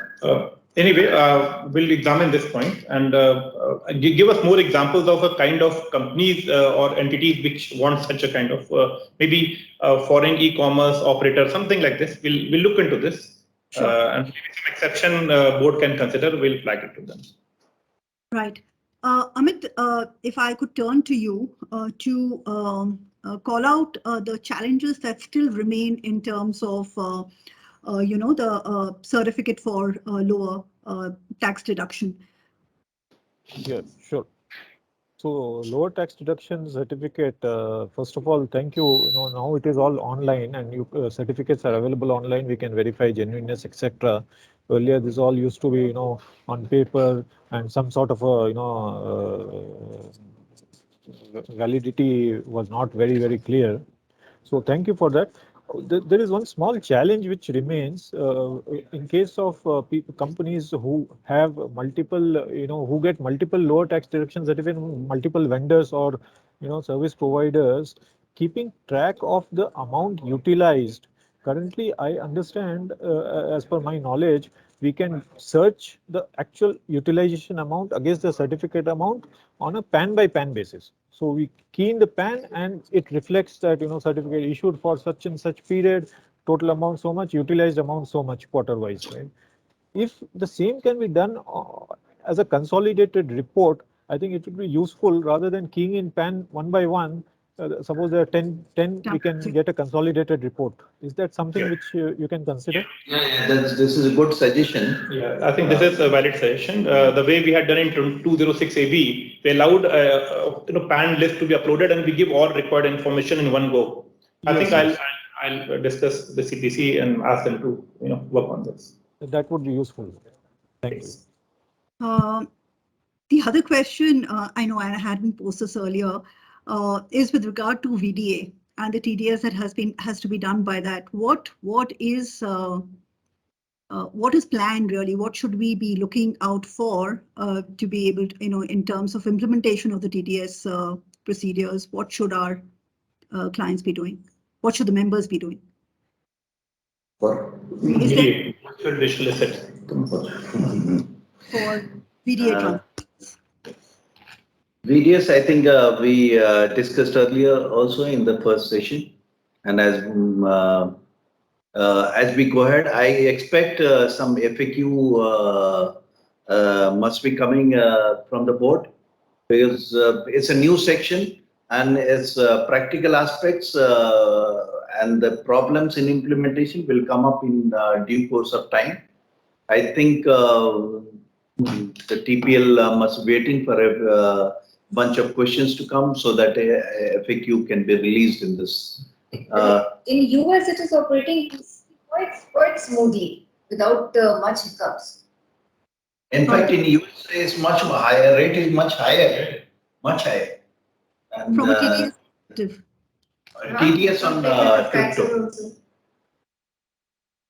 Okay. Since you have plans abroad, I think you can do a better job getting some info from them how they are doing it.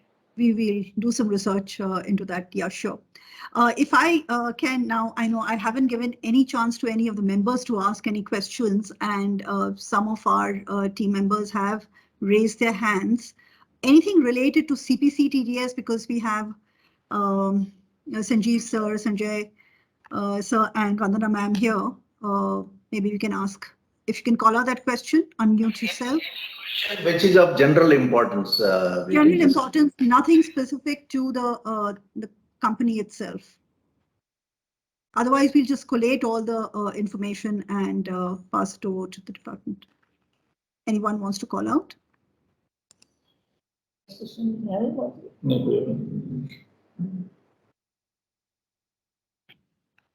Okay.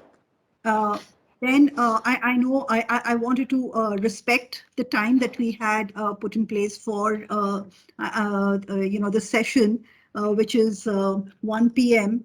And we do need to give a heartfelt thanks to all of you to be there. Sriram, if I can bring you back again to give the vote of thanks, please.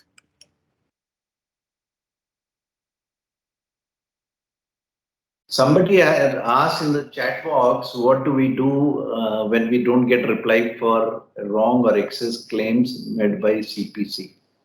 You have various mechanisms. You can file a grievance. CP grants. You have e-Nivaran, you have CP gram. You can directly online file all these grievances.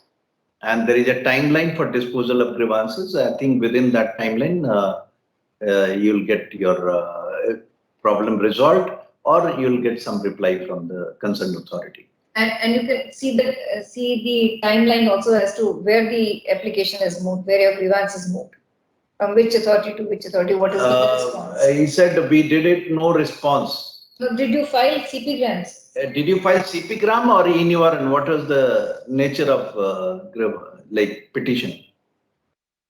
Timeline is 60 days. On an average, CP gram is answered within 60 days. Is it more than 2 months? No, they're saying we do not get any response to CP gram. Also, maybe you filed it in the wrong authority, so it takes time to reach the right place. So that time, if you exclude and then 60 days, you give to the right authority to redress that. Mr. Umesh, when did you file the CP gram? Maybe we'll get into the specifics of it and come back to you, sir. Yeah, sure. Okay. January. So was it filed with the right authority? Like a monologue.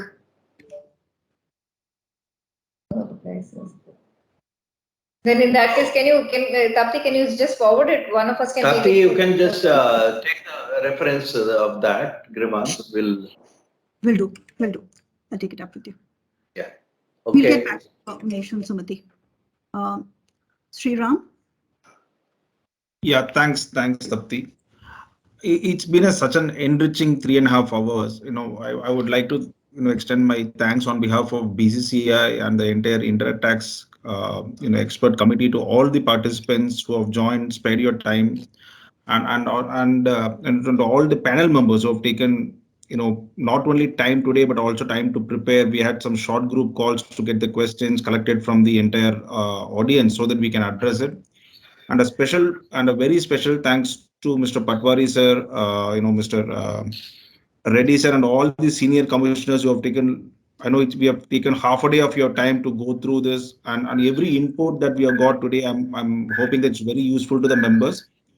And for the want of time, we couldn't take questions in the first 2 sessions in the TDS, domestic TDS and the international TDS sessions.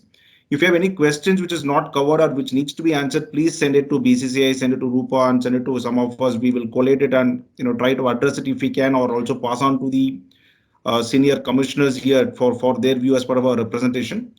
Again, sir, I would really like to thank on behalf of entire BCCI and also part of expert committee for making this such a big success. And we have had more than 130 participants at a point in time, and I'm sure 130, 140 people have really benefited out of these sessions. A special thanks to, like I said, special thanks to the panel members and the department officials for making this such a enriching session. Thank you so much. Thank you. Yeah, just go a ahead. issue. Sriram, are you a great cricket fan? Because twice you refer to BCIC as BCCI. Oh, I'm sorry. I mean, Tapti did mention about your sense of humor, ma'am. Now, I was not able to relate because I was not there in the session, and not only the sense of humor, the sense to catch the detail. Yeah, thanks to BCIC. Yeah, and to your question, yes, I'm a big cricket fan as well. Yeah. Thank you so much. Our mementos are not, we are not going to be able to hand it physically over to you, but they will be sent across to you separately. Please look out for those. Thank you again so much. For all the members, if I may point out that please look out for our session on the 14th of May on a reassessment implication of the recent Supreme Court ruling. We'll have N. Venkatram, we'll have Padam Sir, we'll have PVS, Shekhar. So it promises to be a very interesting session and a very timely, I would say, session. So please look out for that. And thank you all for your participation. Thank you, Tapti. Thank you, Tapti. Thank you, Tapti. Thank you, you. sir. Thank you. Thank you.